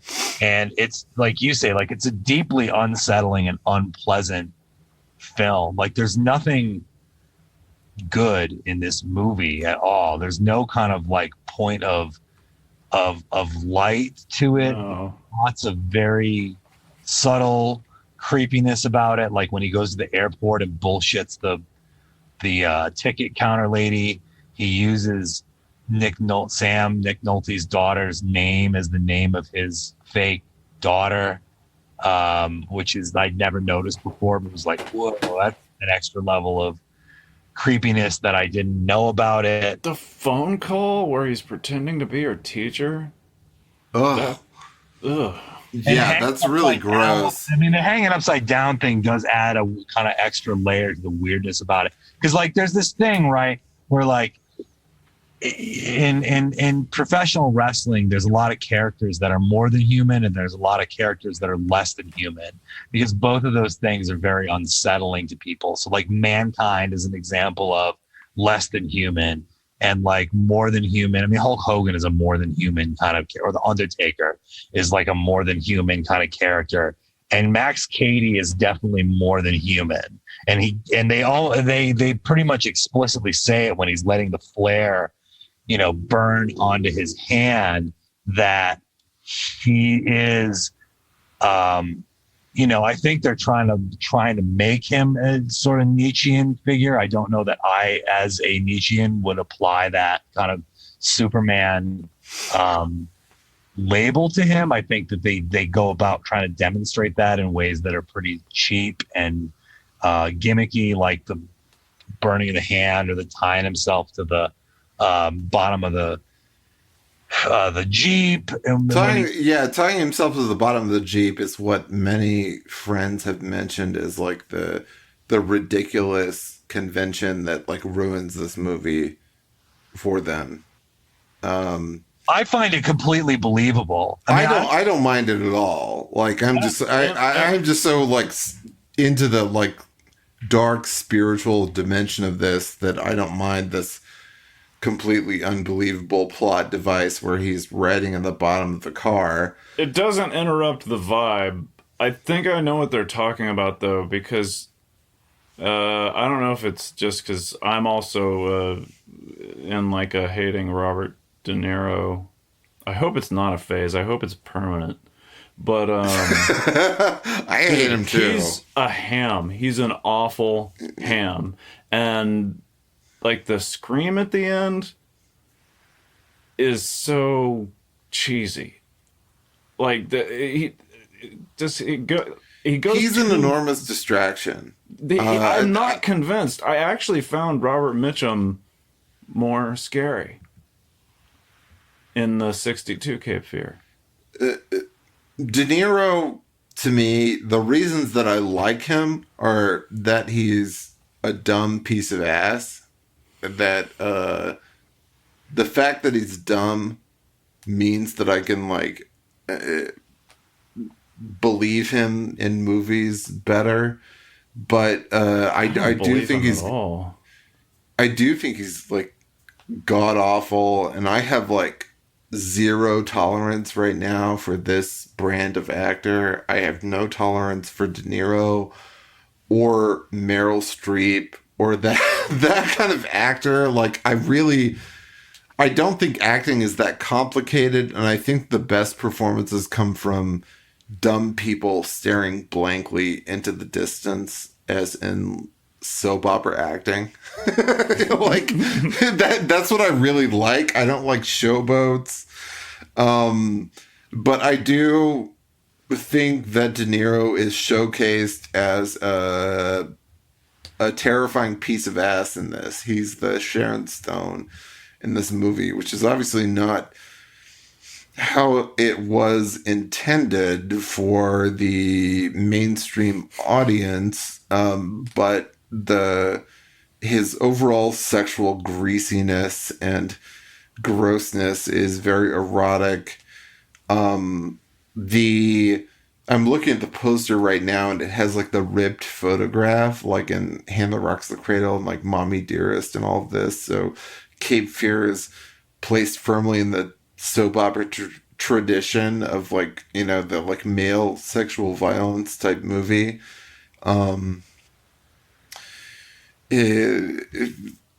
It's gross and it's shocking and it's violent and it's quite good. It's still my favorite Scorsese movie, and I fucking hate Scorsese. It is good. Am I the swooping camera, like the camera that like swoops around and up like constantly?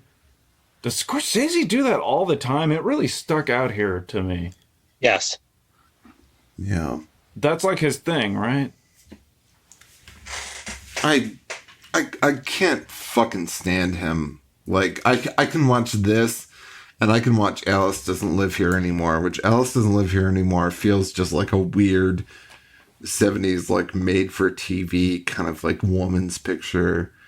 But the kind of, like, trademark Scorsese stuff, like Goodfellas and, like, Casino, where it's, like, the fast-paced, like, rock music soundtrack type stuff, I can recognize its place in history, and I can recognize why it's good, and like I like it. I liked it at certain points in my life, but seeing Cruella recently, like Cruella is basically Scorsese reduced into his like innate kind of form, because it's just this like music video with like rock songs from the 60s and 70s playing over it, and people who haven't heard real music for a long time are impressed by that.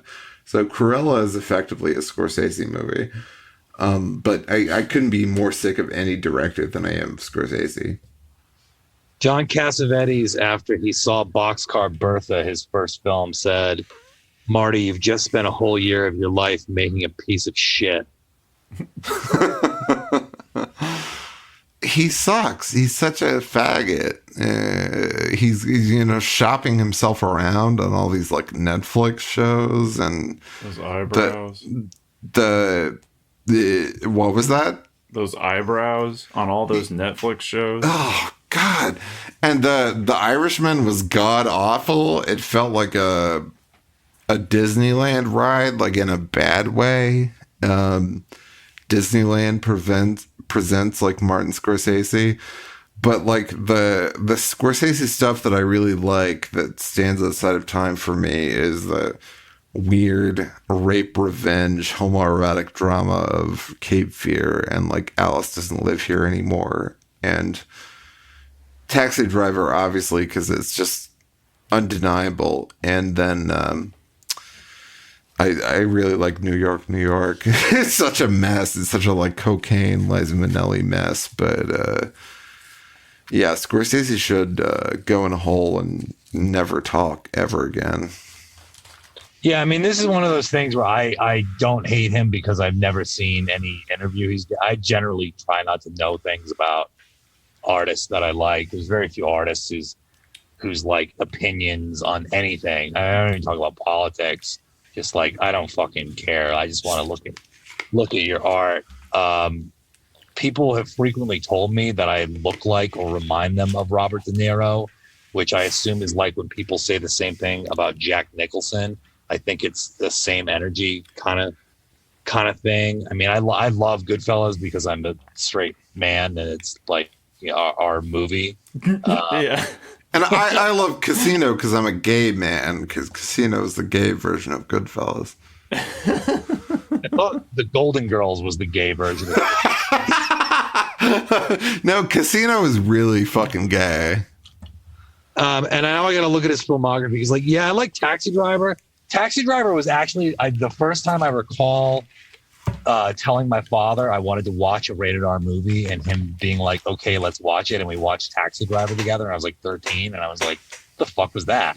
That was like the movie that was built up to be, you know, whatever it was. I was just kind of like, I wasn't very impressed by it, but I like it. Mean Streets is fine. I've never seen King of Comedy. I always mean to watch it, but It's great. I haven't seen The Last Temptation of Christ in about a million years, but I remember liking it at the time. I like Gangs of New York because it's about how the Irish aren't people and real Americans are people who've been here since like the 1600s. The Wolf of Wall Street was fine. I don't have any like real strong opinions about Scorsese as an artist. Generally speaking, he's made movies I like and like quite a bit, but you know, Raging Bull is one that was like people thought that was an amazing movie. I mean, it was it sucks. But Cape Fear is the one that's the most, you know, Goodfellas is probably my favorite, but Cape Fear is the one that's most personal to me because yeah, man, like the whole like I got tattoos because of this movie thing. For people who don't know what I look like, i.e., most people listening to this, when I talk about I'm covered in tattoos on the timeline, I don't mean like I have a sleeve. I have like my throat is tattooed, whole back is tattooed. You don't know whether to read you or look at you. Yeah, I have a lot of fucking tattoos. And a bunch of religious tattoos, which was like that totally came out of that. Was like I want fucked up religious tattoos that are like vaguely violent or like unsettling in some kind of way. And that whole thing came out of, you know, seeing that movie when I was a kid and just like, holy shit, this guy is just so fucking badass. It was probably the first time I ever heard of Nietzsche. It was definitely the first time I ever heard of the Book of Job. And by the way, how like weird is it that like, you know, this guy who's been to law school needs to have like what Nietzsche and the Book of Job are explained to him, as if like everyone with a halfway decent education can't give you a you know, 2-sentence summary of both of those things. That part of it was really weird to me. I also Katie is like this like representation of like red pills and knowledge that will like make you insane if you like look it in the eyes. Like he's like beyond society. You know, he's like this representation of like libertinism and violence, like beyond the realms of society, and he's also like very intelligent, and it works on that level. It's just like, in order to remain sane and like keep your family together, you like avert your gaze from certain fundamental truths of human sexuality and human interactions and dynamics and stuff like that. And Katie just represents this chaotic figure who comes to town and it threatens to like disrupt everything and every ounce of stability that he has, you know? Yeah, there is. I mean, yes, it's the introduction of chaos into the order of Sam's life, which is very, very ordered, and he's just put back together with whatever was going on with his wife. I mean, they don't really like, you know, get too detailed into it, but he's been having affairs. He's like getting ready to have an affair with Ileana Douglas. His daughter's been smoking grass. Yeah, her bedroom too, by the way. That's like every bedroom. My favorite moment in this whole movie is when she's crying and the Jane's Addiction Been Caught Stealing video is playing on the TV screen, and Guns N' Roses Patience is playing over it, and she's like crying on the phone. Like, that's like the best moment of this whole movie for me. I mean, that's a snapshot of teenage life from the early 90s. It really is. It's really well done. You know, you watch like shows with kids now, and it's like they've got a poster of like the Yeah Yeah Yeahs on their wall. Hey, Grandpa, that ain't what kids are fucking listening to anymore. Yeah. It's a really good snapshot of what a, you know, kind of artsy, dabbling in grass teenager around that time would have been into. And I remember, you know, I'm too young to have been that specific kid, but I'm also old enough to remember like the cool older kids that I thought were awesome around that time, you know, and getting a kind of glimpse into their world from time to time. And it's very, very accurate in a way that no depiction of teenagers really seems to be anymore. I mean, not like I really know, because it's like I have basically checked out of pop culture sometime around 1997. So I don't know, you know, I don't know new movies or new TV shows or whatever. I like Stranger Things because it's like watching my elementary school years on, you know, riding bikes with my friends and stuff. But other than that, I don't have any real connection with what's going on in pop culture today. But I do know that, you know, anytime I do catch something and it's a teenager's bedroom, it's like teenagers are not listening to what college students in 2005 listened to. Oh yeah, it's so fake. Yeah, that's the scene I always return to and what I always think about with this movie. That and De Niro being stripped, and I don't know, it's just so abrasive and perverted and also satisfying that I would recommend it to anyone. It's a really convincing like facsimile of Hitchcock imbued with early 90s perverseness, and it's a great exploitation movie. But yeah, and he don't show it to your 12, 13-year-old.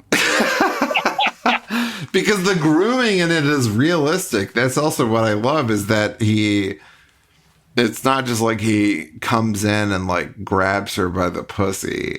He gives her classic erotic literature and a doobie, and it's feeds disgusting. her lies that teenagers would buy as the truth.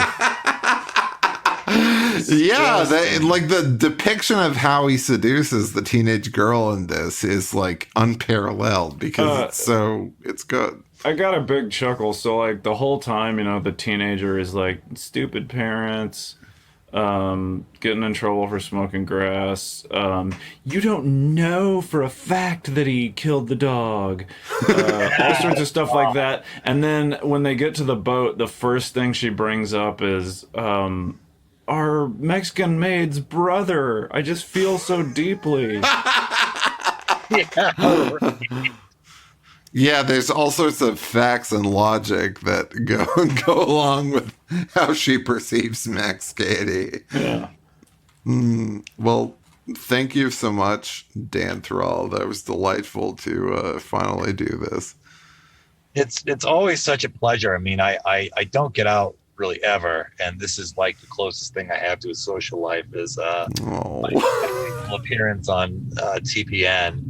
So yeah, welcome to the future. This is my social life too. It's my social life too. Isn't that cool? Yeah. Well, whatever. Everybody can listen to it.